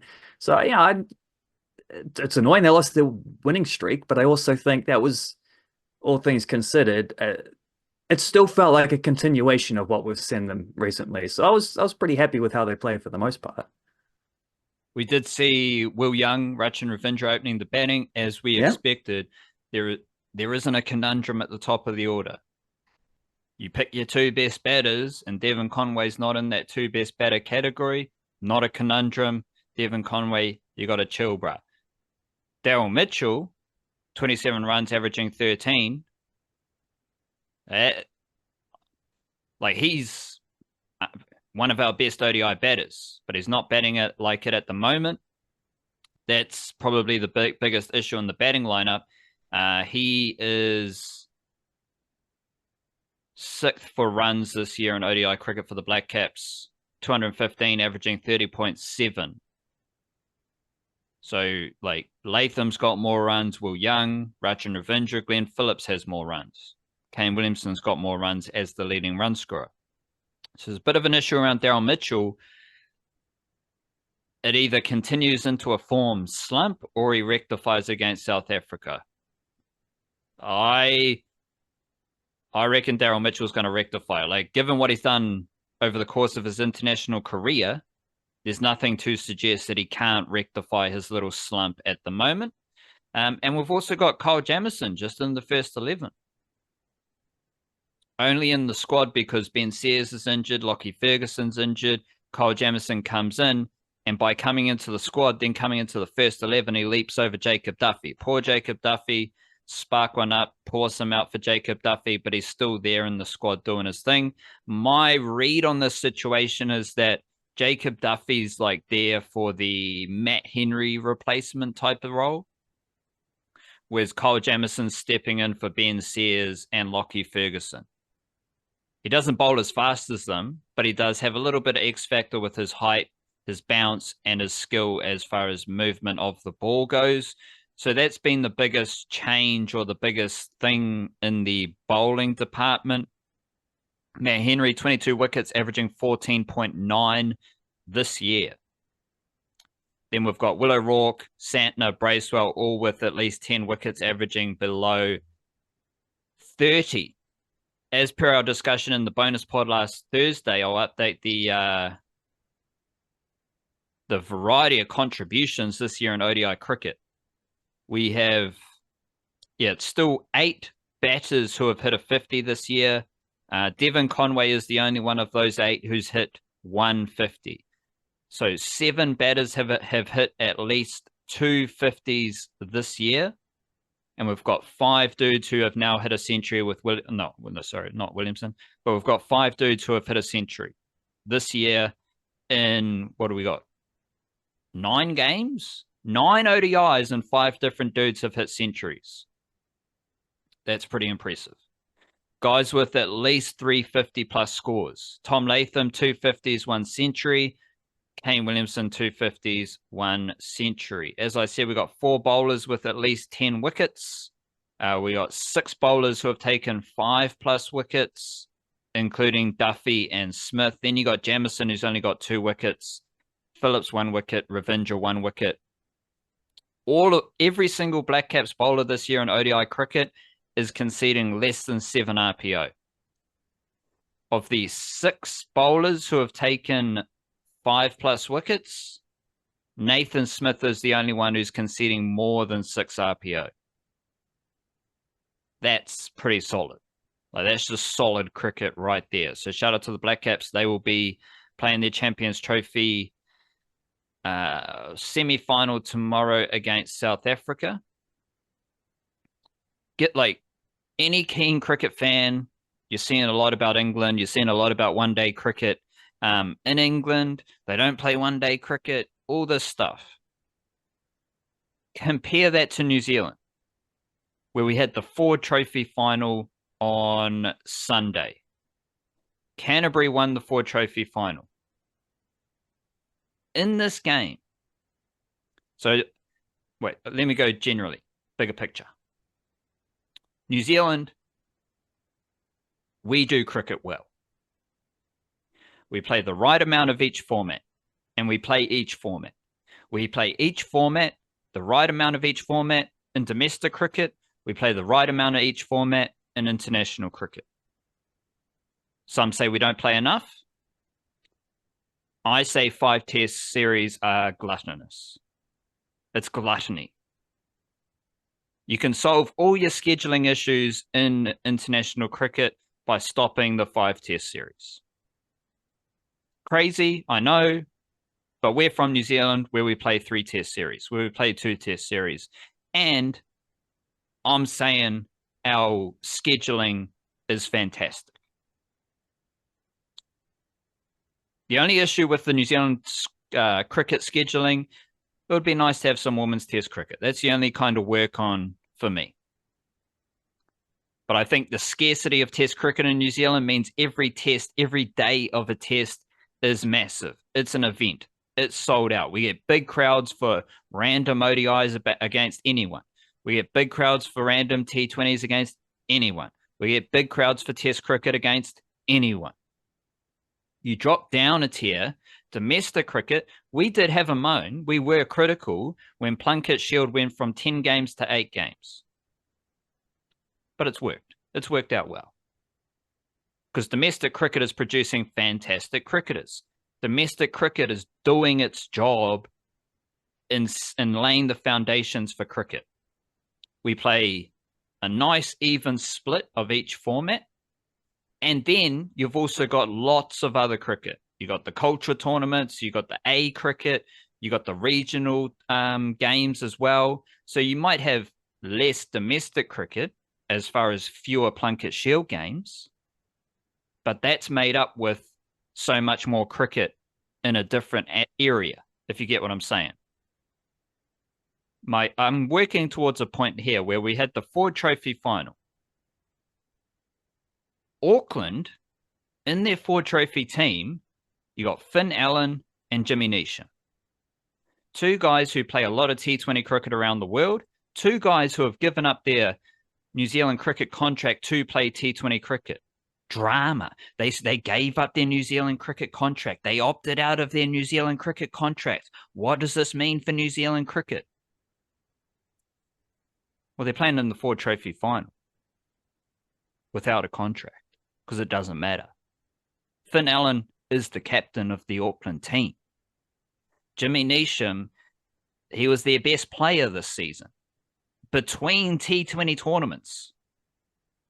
So two dudes who have stepped away to play T20 tournaments are playing Ford Trophy cricket, one-day domestic cricket. They don't have a contract, which is only relevant because that means they aren't forced to play, which means they want to play. So two guys who have T20 gigs everywhere, they want to play Ford Trophy cricket for Auckland. Bevan Jacobs, IPL extraordinaire. He's playing Ford Trophy. He's playing in the Ford Trophy final. Tim Seifert. Northern Districts actually sucked in the Ford Trophy. Tim Seifert, another one who's on the T20 circuit. What did he do straight after the Big Bash League? He's playing Ford Trophy cricket. So our guys on the T20 circuits, they want to be involved in domestic one-day cricket. That is something to be grateful for because other nations, mainly England, that doesn't happen. That's why they lose. So this is a very good thing for New Zealand cricket. Kind of mainly because these guys don't have to play, but they want to play. Canterbury, Ford Trophy, one-day final. Henry Nicholls, Ish Sodhi, two older Blackcaps who aren't in the Blackcaps right now. Mitch Hay, Zach Fox, two new Blackcaps. They're all playing the Ford Trophy final. So while other nations worry about their one-day setup, how much one-day cricket they play at the highest level, at the domestic level, our one-day competition is working well. And T20 players, Blackcaps, they want to be playing. So shout out to cricket in New Zealand. Canterbury won this game. Excuse me, hopefully you don't have to go anywhere recording the podcast because it's going to be a big one. But we're out here doing our best for Aotearoa sport. Canterbury won the game. Lachlan Stackpole, 58 not out down the order for Auckland. Zach Fox, 3 wickets. Ish Sodhi, 3 wickets. Canterbury run chase. Henry Nicholls comes back into the team, 52 runs.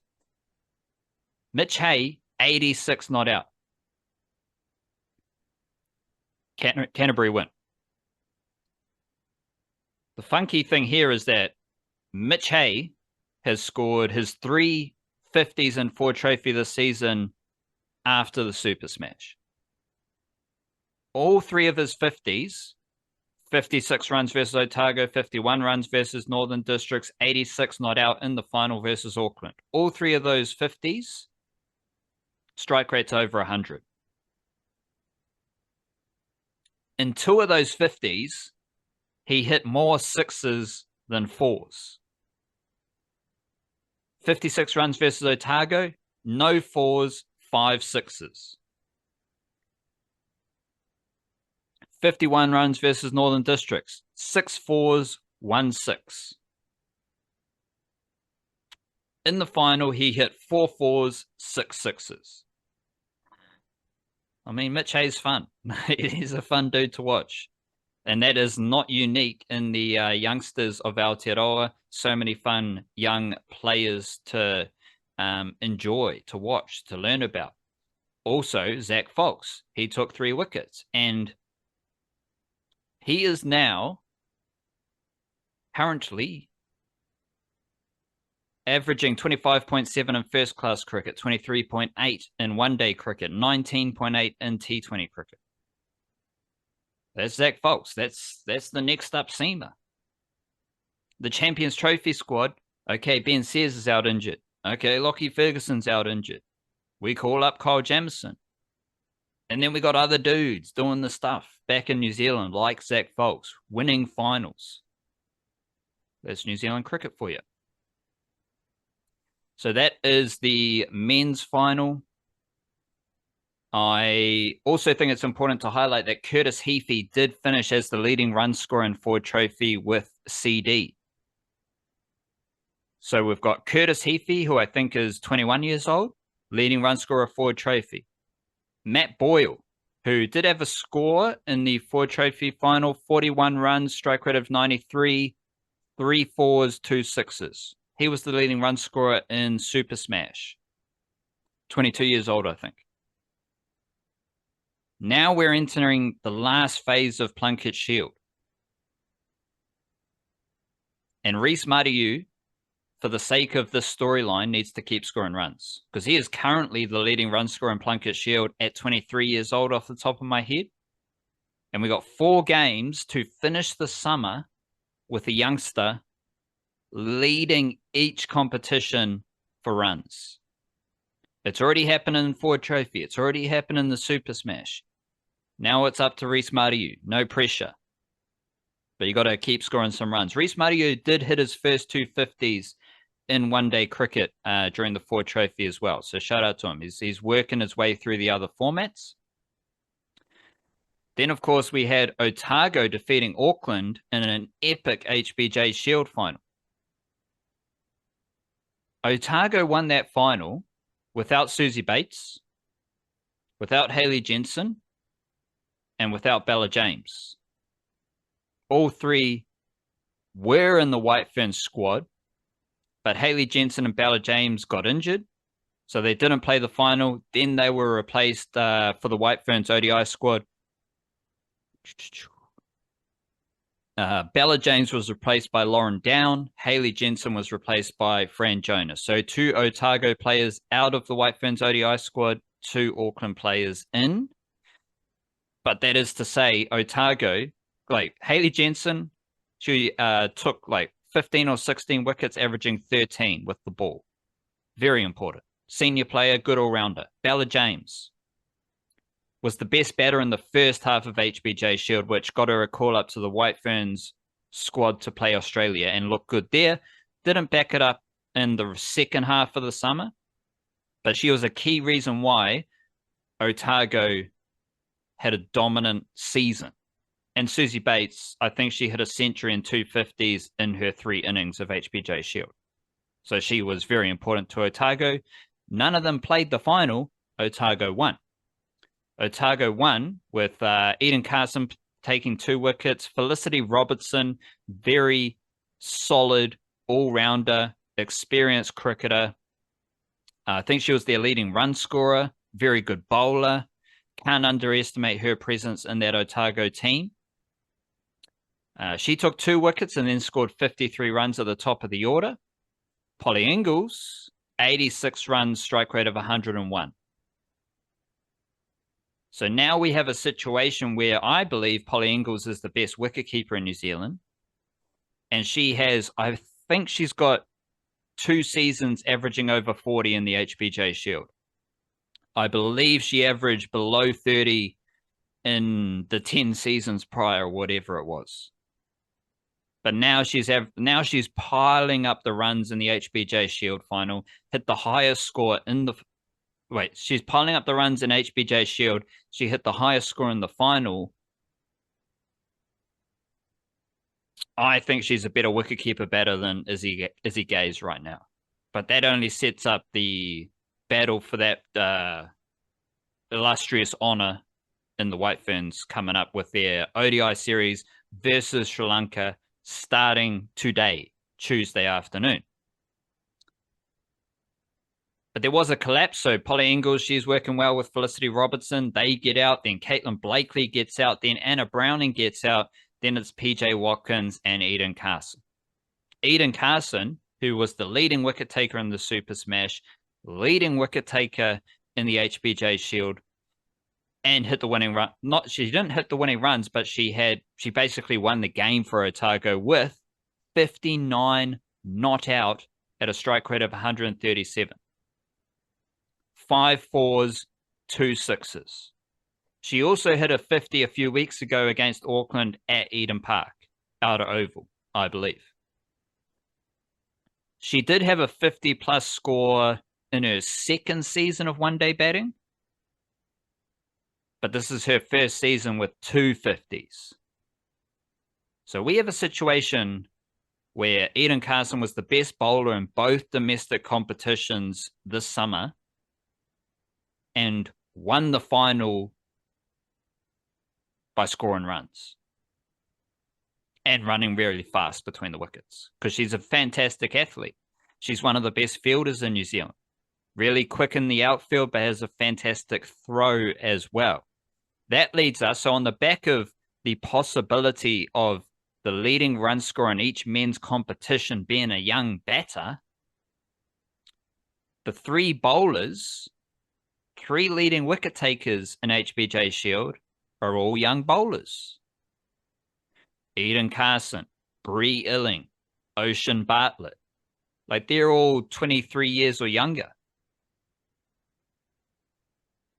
So that's lovely. Bree Illing's now on the White Ferns squad as a lefty seamer. Ocean Bartlett, good leggy on the rise, who played for New Zealand 11 against Sri Lanka over the weekend or late last week. So, I mean, Eden Carson's awesome, first and foremost. Polly Ingles, fantastic patch of form. Watch out for her with the White Ferns. Shout out to Maddie Green. She hit a century. She was the best batter in HBJ Shield. Lauren Down did score 90 runs in the final. So I do think she is deserving of her place as a replacement player in the White Ferns. Hopefully not down the order, though. Like, Lauren Down should be in the upper half of your team. I don't think she's a finisher as they selected her for the Rose Bowl, but that's just me. I don't like Jackson Ford starting in the middle, playing 51 minutes, and I don't like Lauren Down batting down the order because I'd rather have Eden Carson, you know? Eden Carson smashes the ball everywhere. She should be in that role. I can't say Eden Carson's the best women's cricketer in New Zealand right now, but she's close. She might actually be, to be honest. Well, Maddie Green probably is. But like Amelia Kerr's not in New Zealand right now. So Eden Carson has a case. Sophie Devine's not playing cricket right now. So then you get into it and she's up there. Shout out to Otago. Their HBJ, I need some help with this because I'm using the term dynasty freely. Because the Wellington Blaze have a dynasty in Super Smash. Like 7 out of 8 or 6 out of 8 championships, something like that. Otago Sparks have won 3 out of the last 4 HBJ Shields. Like that's dynastic. I think Canterbury are in a similar zone, like 2 out of the last 3, 3 out of the last 4. Like they're doing some great stuff in the Ford Trophy as well. So I don't want to like overuse the term dynasty, but I do feel like Otago, Wellington Blaze, they're the best T20 team in New Zealand by a significant margin. They've got a fantastic development pipeline, elite talent at the highest level. Otago Sparks, like I went deep, like they are the HBJ Shield. They are the dominant HBJ Shield team. But if you look at like women's schoolgirl cricket in New Zealand, I think St. Hilda's College has been a top 5 team for most of the last decade. And 2 years they weren't. There was Otago Girls High School, and then there was 1 year where no Otago school was top 5. So that shows you about the youngsters on the rise in Otago, many of whom have now come into the Otago Sparks.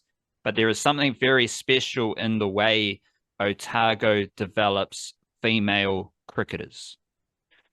We have a lot of Kiwi footballers around the world doing some great stuff. We got Football Ferns back in club footy. And of course, we have no wins in the A-League this weekend, so that will be really fun to chat about. Although Auckland FC did play a 4-4 thriller at the Temple of Mount Smart. Let's roll through a couple of key flying Kiwis, or you can roll through them all if you want. If you go fast enough, you've been shunned to the back section of the podcast, so we'll see how switched on you are after 2 hours of recording. I'll get you started, though. Tyler Bindon scored a goal. He's the man. Correct. Both of those statements, correct.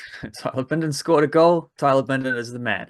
It was 85th minute winner as well against Wigan Athletic. They'd actually played pretty well there.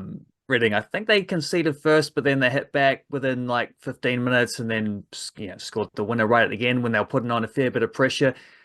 The Reading story itself is crazy because for like 4 years or something, they've had no money. The last couple of years, they've not even been allowed to sign players because they're in debt. So it's like the rules say you can't be spending like transfer fees on players when you clearly don't have the money to afford it. So they've had to just sign like free agents, loan players, but especially also using their academy and the players that they've got around that they've been able to track. And Tyler Bindon is one of those. That's why Tyler Bindon ended up at this club. Partly was why not necessarily why he ended up at the club, but why he ended up getting minutes very early at the club was because they had no one else. Like they gotta find these freebie players from somewhere. And like when they lost their manager, when he got poached by Hull City, division above them, for having done extraordinary things with Reading up to that point, like, well, surely that's the point at which things crumble now. And every transfer window, they sell a couple of key players. Well, I don't know if they can handle this, and they keep doing it. Like after beating Wigan, they're only 3 points off the playoff spots. Like they're not just trying to avoid relegation. They're a broke, like completely broke club who might even get promoted. Like it's not out of the question they could get promoted. And one of the reasons they're doing so well is because guys like Tyler Bindon, especially, and Tyler Bindon at this point is like there's 2 or 3 of them. I think he was the second. I think he's runner-up last year for the club's Player of the Year award. And there's probably 2 or 3 guys who are right up there alongside Tyler Bindon for that, in contention for that award this year. Their goalkeeper's very good. They had a striker who was scoring heaps, but they sold him in January, so he's not going to win the Player of the Year award. They also sold Tyler Bindon in January, but of course he's come back on loan, so he's hanging about there. They got a fella Nibs in midfield as well as excellent. So they've got some good players, and they're grinding out great results. But Tyler Bindon, like, if anyone thought, okay, the transfer to Nottingham Forest maybe might be he might turn, but he was only gone for like a day. He went, signed some contracts, came back. He took some photos. I don't even think he really did an interview with the Nottingham Forest folks. Yeah, they'll probably save that for the summer. It might have even been a round trip. He's in and out the same day.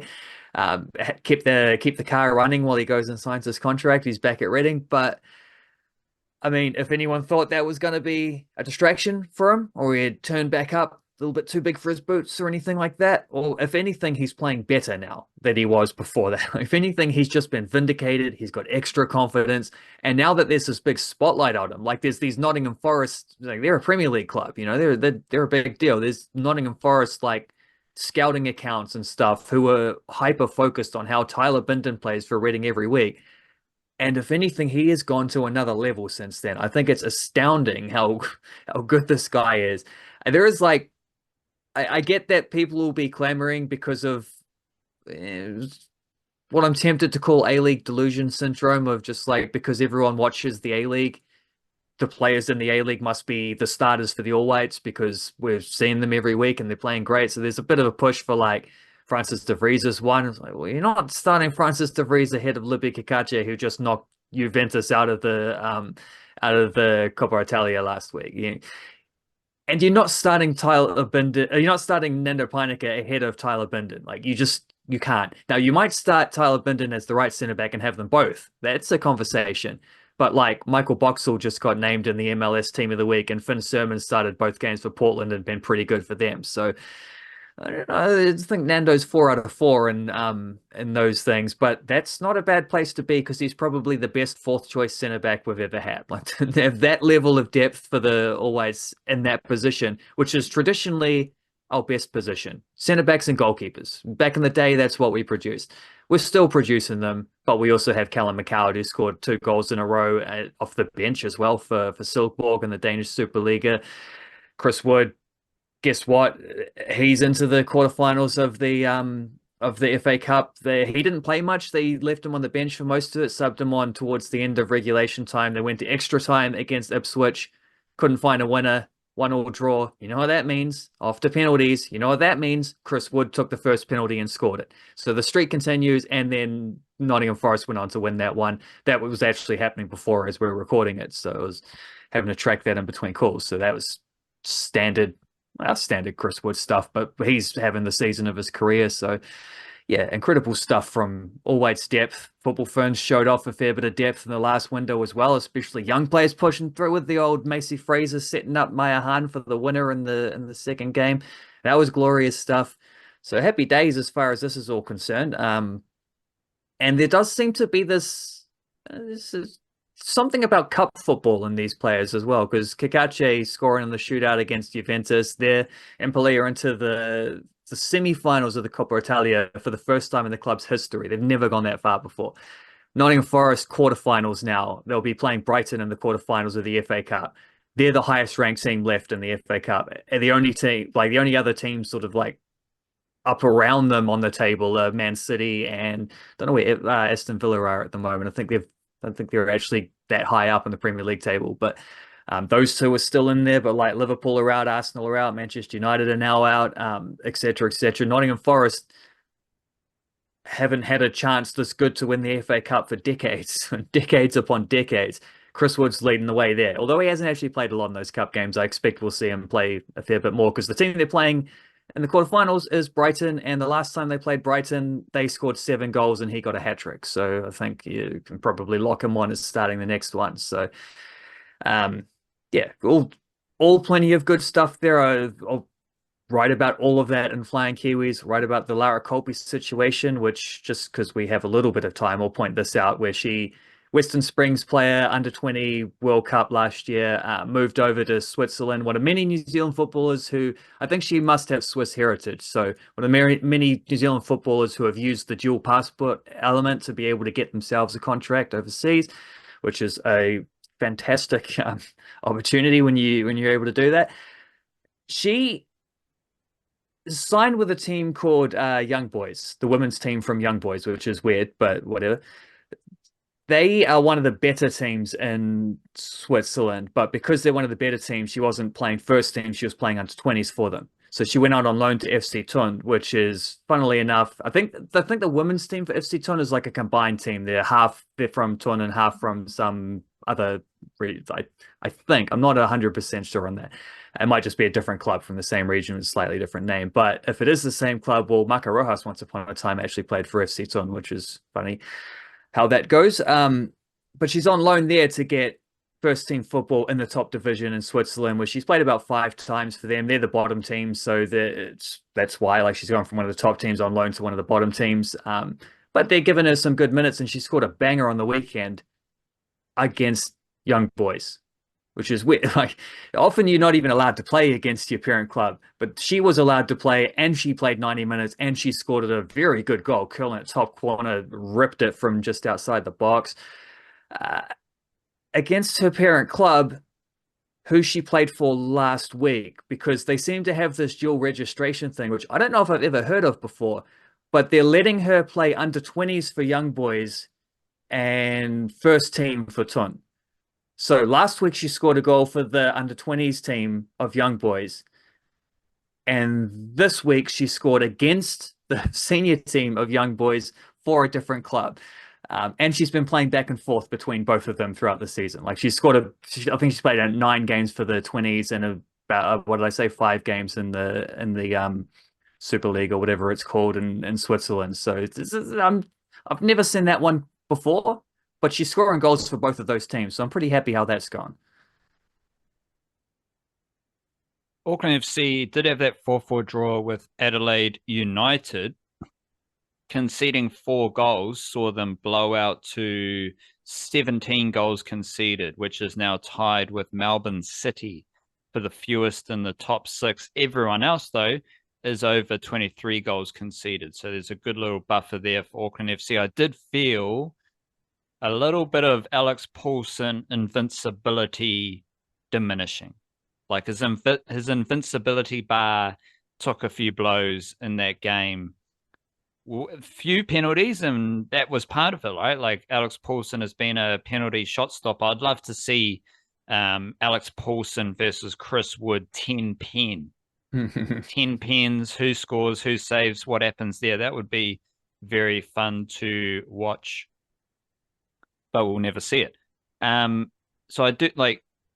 Well, I mean, if Paulsen gets a crack at Bournemouth at some point, we might one day see that. Oh, we'll see one penalty. We're not going We'll to get see one. We won't go... get the 10 in a row. Maybe that needs to be an all-weight setup at training or something like that. Yeah, like a little gimmick. We'll pray for that maybe if we ever start praying. So yeah, Alex Paulsen just doesn't feel invincible right now, as he did last year for the Wellington Phoenix, and as he did for the Auckland. That's a good name there. The Auckland, just the Auckland. We've got the Blue Riders and we've got the Auckland. I did see, now let me find this, in the newsletter yesterday, in the free section of the newsletter, so everyone can read this. The Auckland, first 7 games, 11 goals scored, 3 conceded. The Auckland, last 7 games, 20 goals scored, 8 goals conceded. Way more goals scored, way more goals conceded. So they're just unleashing the shackles a wee bit. I don't know what they're up to, but they are having a crack. So shout out to the Auckland. I still feel though that they are an awesome defensive team because you do have Paulsen, but then I was like kind of buzzing out watching their backline off a few Aotearoa vitamins. Those dudes are big. And they're physical. They're strong. I mean, you go Franny de Vries at left back. You got Nando Pinaka centre back, Tommy Smith centre back, Sakai right back. All those dudes bigger than your average footballer, I reckon. Okay, Tommy Smith, he's not your first choice centre back. Who is? Dan Hall. He's a big geezer as well. There's no you can bring on Kellen Elliott, then you get a bit smaller, a bit faster. But when you got that back four, they're hard to break down because you're not winning the ball in the air. But they all move pretty well as well, which reminds me, Sakai scored his goal because he was right up front. He was just hanging around up front. And it did look like, okay, Auckland, they need a goal. You can put Sakai further up the field just because he's awesome. Like, he can do a job if you need to chase a goal because he can create opportunities for others. But he also, like, his goal, he gets into the right spot in the box and he wins the rebound, as we've talked a lot about with the Auckland. So I do like that back four, especially how we've talked a lot about, like, De Vries whipping in the crosses, Nando Pinaka's left foot passing game. Tommy Smith's got a left foot passing game as well. Sakai is pure class. The one note I did make, well, I made lots of notes and I just talked about him. So another note I made was Verstrada coming on the field, which to me kind of cost them the game because he was just a bit overeager in some of those tackles. And it felt like he's a player who needs to be starting. He needs to start, get into the game, and then he's just in tune with how the game's flowing. But he came on the field, he gave away a few free kicks in the midfield, and then he gave away the penalty, just being a little bit like over eager, a little bit disjointed in the flow of the game. And you could see how frustrated he was in those situations. Even the second penalty, which I actually think was Tommy Smith or Smithy, Nando. yeah. Tommy Smith with an eye. Verstrada was there and he like didn't make a challenge, or he was like the guy skipped past him to get to Tommy Smith. So it was just like a bit disjointed from Verstrada.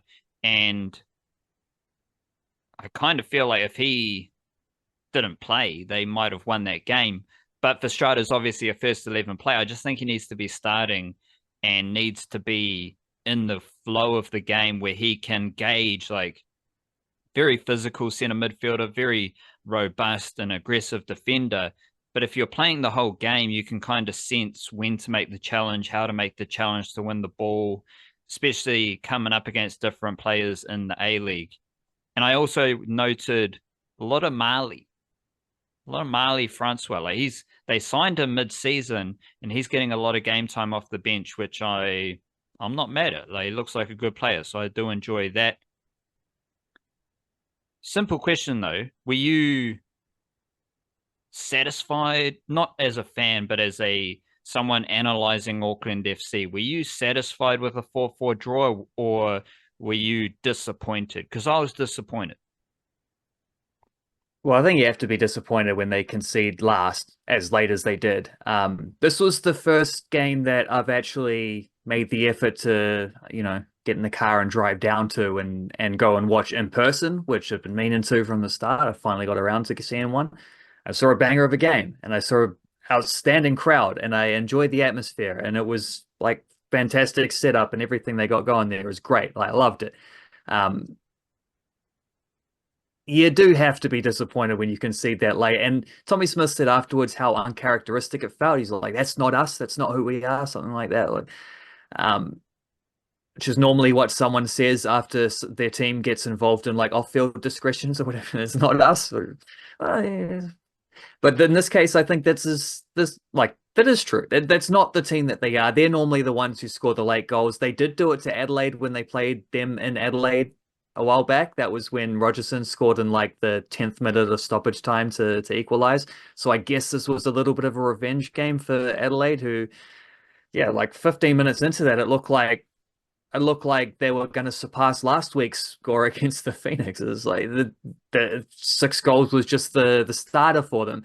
2 quickies for Guillermo Mai, and they were just playing them off the park. And I think maybe there was a little bit of complacency, but I also think it was a weird game. It's a strange one where I think both of those penalties were extremely unlucky.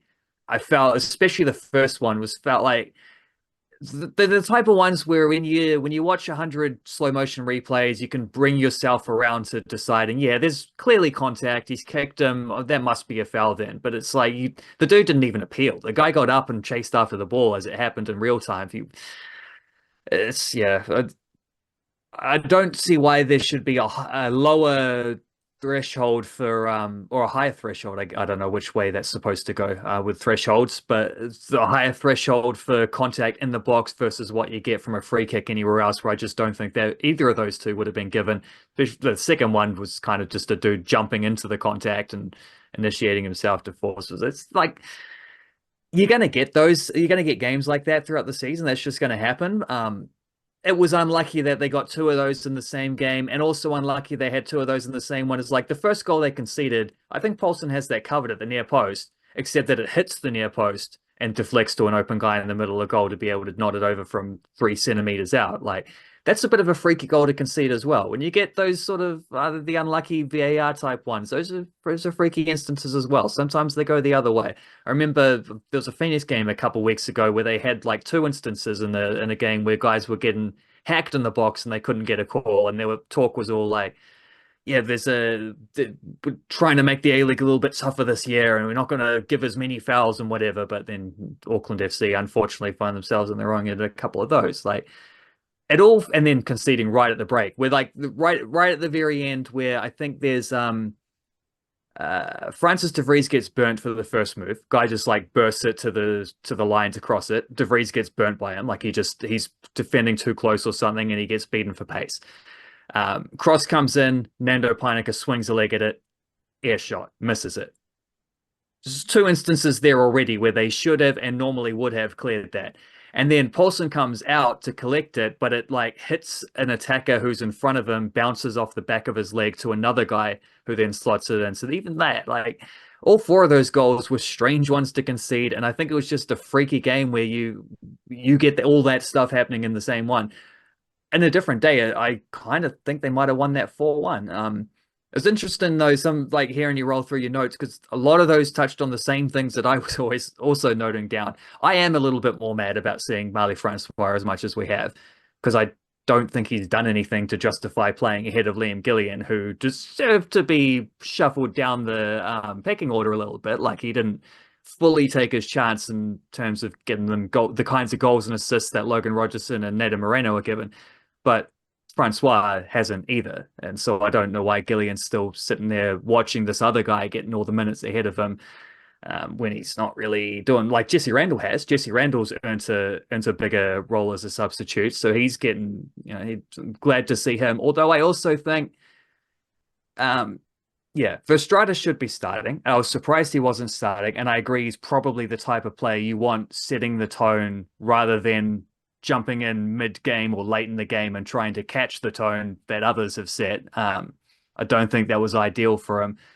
That wasn't the sub that stuck with me, though. The sub that stuck with me was the one they made at the same time where they brought Max Mata off and put Jesse Randall up front, which felt like let's give Jesse Randall some extra minutes, which he's earned, but it maybe was the wrong guy that they took off because I thought Max Mata was, again, as he has been for so many of their recent games. And this is why this current 7-game unbeaten streak that they're on, during which they've scored 20 goals, has been so much more potent than the 7-game unbeaten streak they started the season on, where they scored, 11 goals, I think. So not quite, like almost double what they managed between their two different, the fact they've had two separate 7-game unbeaten streaks as well is also amazing. But this time, the fact that they've been a different type of team during each of them as well shows an evolution through the course of the season. I think I've said it plenty of times before, but one of the main instigators for that is Max Mata coming into the starting lineup, target man up front for a team that puts in a lot of crosses. It just makes sense to have a guy out there like that. Even Rogerson's goal, header from half a meter off the line from a corner kick, wasn't it? You watch that, Max Mata's screening the goalkeeper and the defender to make the room for Rogerson to score. He doesn't get a goal or assist for that, but it's a goal that only happens because he's out there. And I thought they took him off way too early. And I think they tend to take him off quite early as well, which is an interesting spell of that. So I think we've both highlighted a substitution from Corica in that game that perhaps didn't quite work. I did wonder at the time whether them scoring 2 goals so early was maybe they'd been leading for about the same amount of time they would normally be leading for before they make those subs. Maybe just got a little bit wonky with the timepieces because they scored too early. But yeah, I don't know. It was just a crazy game. Sakai as well, though. You mentioned Sakai. It seems that because Tommy Smith used to be the closer, right? Now Tommy Smith is starting. Seems like Callan Elliott's become the new closer because they've done this 3 or 4 times where they're holding a lead. They sub on Callan Elliott for a winger or a midfielder. Elliott goes on at right back and Sakai drops in to be like a third centre back. Except that he was playing that role in this game. Then they conceded again. Needed to go and try to score a winner. Sakai's playing as a centre back, but he's also playing as a second wing back. Like he's just getting up in those positions as well. And he's the one who feeds the ball wide to Callan Elliott, but he makes an underlapping run like he wants the ball back. Like he wants a bounce pass, get me to the line, and I'll cut back and cross it. Elliott doesn't do that. He takes a touch. He might not even take a touch. I can't remember, but he just shapes the cross and then he does cross.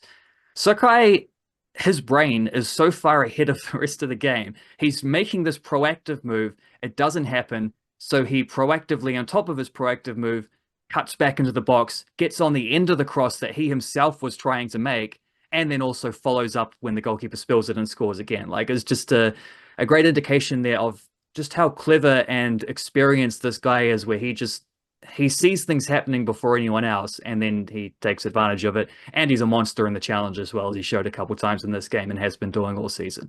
He's a tremendous player. What you're sorry. What you're describing with the Auckland subs, to me, I like that just falls into managing a season. Like Yeah. players need game time. Other guys like Gillian like plays a lot of minutes earlier in the season. Let's just chill him out for a bit, see what someone else is doing. It just seems like he's managing the roster. Like in the bubble of this game, those subs you can analyze them and all that stuff. But I think this is more of a how do we manage a whole A League season and how do we use our players over the course of the season. So I'm not too worried about that. I am worried about the Wellington Phoenix, and we'll finish here. Like I don't think we need to go too deep. So I will try to put a timer on you, max 10 minutes. We'll try to keep it to 5 minutes. I just want you to summarize where the Wellington Phoenix are at as a football entity right now. Because the women had a 3-1 loss, I think. That might have been against Perth or Adelaide. Adelaide, I think. Adelaide, yep. So they lost to Adelaide. They are now 8th. They're still in the mix for finals footy, but it would take a drastic change in what they're doing. Wellington Phoenix men had a 1-0 loss to someone, and they are now 11th. And they have lost their last 3 games, haven't won a game in their last 5. I have transitioned from, okay, lots of young players for the Wellington Phoenix to now we're seeing more experienced players. And the goal they conceded started with T-Pain passing to Retre. They're completely disconnected. They're making a back pass as well because Retre lays it off going backwards. The opposition gets the ball, opposition scores.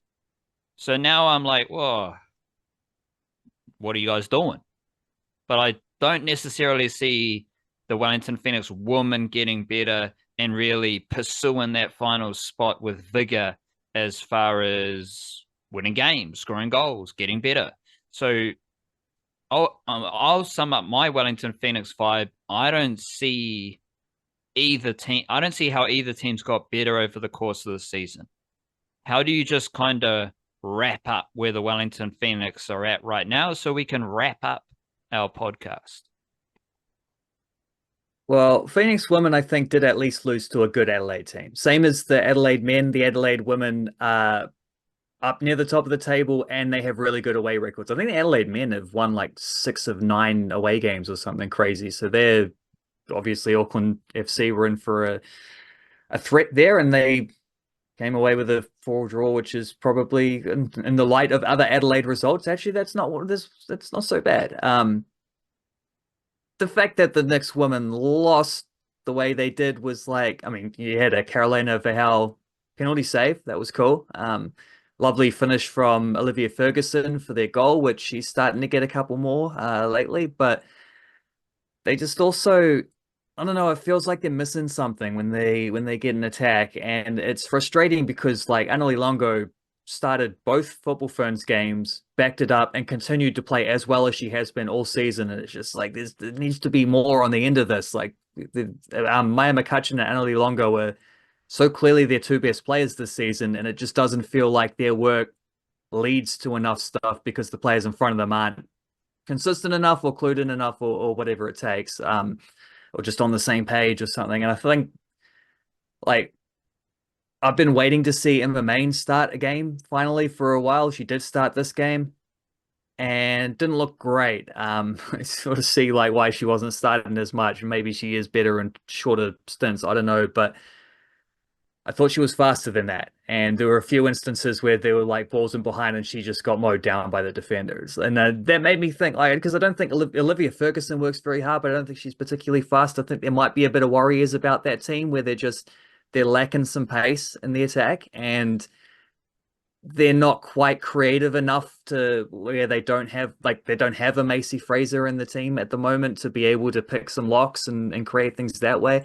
However, they're only 3 points off the top 6, so they're certainly not out of the mix yet. They're still competing. They had a tough game this week. They're running out of second chances, but they've still got a couple up their sleeve. If they can win maybe 4 of their last 6 games, I think they will make the top 6. They're at least in there to contend for it. That's not and this was one of their tougher remaining games as well. I don't see how that happens, but Like, again, you're getting into some specifics here. Just, I'm more like, generally speaking, the Wellington Phoenix broadly. How are you viewing the standing of the club? Give me a grand idea. Well, I don't know about a grand idea because it's hard to like. I think I have separate ideas on them. I still think the Phoenix women can make the playoffs, and I'm going to give them a couple more weeks to see how that goes. The Phoenix Blokes, it's a rebuilding season, clearly, and I think at this point, after a loss to Melbourne City on Friday, I have no vision of how they can make the top six. That's just not going to happen. They can't score goals. You know how many times they've played 18 games this season. You know how many times they've scored twice. Like not even 3 or 4 or 5 times, but at least twice out of 18 games. I'd say 2. You're selling them a little bit short there. They've had 4 instances where they've scored 4 out of 18 games in which they've scored twice. They've won all 4 of those games. So when they do get a couple of goals in them, they're pretty solid. They can get the results. It hasn't happened so often that there's no reason to believe why they can the rest of the way. And yeah, what was the most devastating about the way they lost against Melbourne City, which actually wasn't that devastating because it mostly just felt like clarity. It was like, okay, well, forget about the finals pipe dream. Like, they're just not good enough to make the finals.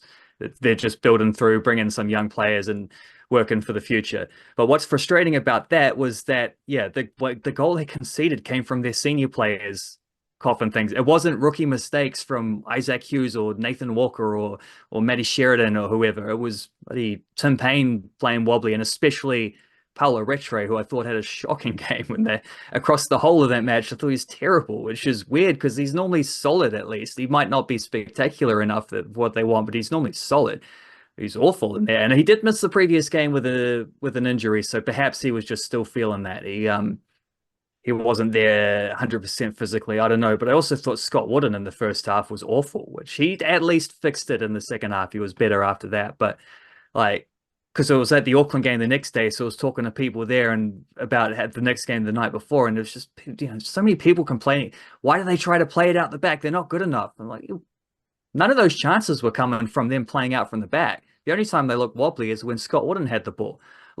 Someone used the example of what's LB Kelly Hill playing a little chip pass over the defender for? Well, because his other centre back put him in a bad position, and he, the 19, 20-year-old first-year goalkeeper, reacted with ice in his vein and diffused the situation with a clever pass that didn't give position away.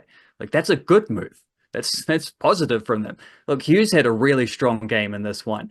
Unfortunately, their senior players let them down in this match, which is a very bad sign because they're supposed to be the ones holding things down for them while the rookie guys learn their craft. But weirdly, this game just felt the other way around. So they got some decisions to be made because from this point onwards, the rest of their season is really about preparing for next season. And so it's deciding which of these imports do we actually want to keep.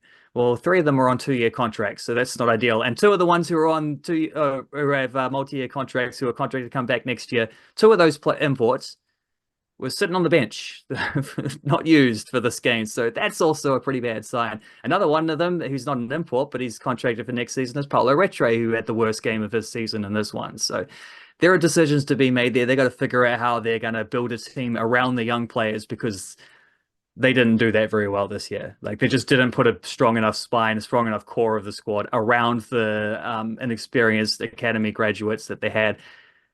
But there are lessons to be learned. They're going to have to figure that out because this is how the Phoenix wants to operate. This is how they've set themselves up to be, as a team that can replenish itself year after year through academy players. But unfortunately, the academy players did their job on the weekend and the other guys didn't. So that's a situation that they can't allow to continue into next season. Yeah, that's why I wanted your kind of overview, which I still don't think we got. But that might be something we have to figure out over the next few weeks, maybe. I've figured it out. Neither team's got better. That's where the Wellington Phoenix are at heading into the end of the season. Neither team has got better. I don't necessarily see major improvements in the youngsters. I don't see senior players who have really added to the team. And to be honest, I don't see how the coaching styles have improved how the team operates. So that's just my opinion. We'll leave it there. One last thing. I need to clarify this this is self-serving. This is only for me. Is this forgiveness or? No, definitely not. I just want to, in my mind, I just want to make a point of difference between playing out from the back and going backwards. I don't mind playing out from the back. It's just part of football. But making 3 passes backwards, I don't like that. I don't like that. And worst case scenario, you make, I think, making 2 passes backwards, then you're getting into iffy territory. If you go all the way back to your goalkeeper and then you try to play out from the back from your goalkeeper, that's terrible football. That is terrible football. You can't go backwards to then try play out from the back. You had the ball at halfway down the other end doing stuff. And you've gone all the way. You probably got it there by playing out from the back. You earned territory. And then you gave it back. And then you go backwards to try and play out from the back. But I have no issues playing out from the back to start with. But going backwards, I do have an issue with. And that is the niche cast. Hope you enjoyed it. We're just out here doing our best for Aotearoa sport. Big up yourself. Love yourself. Kia kaha. Stay beautiful. Church it.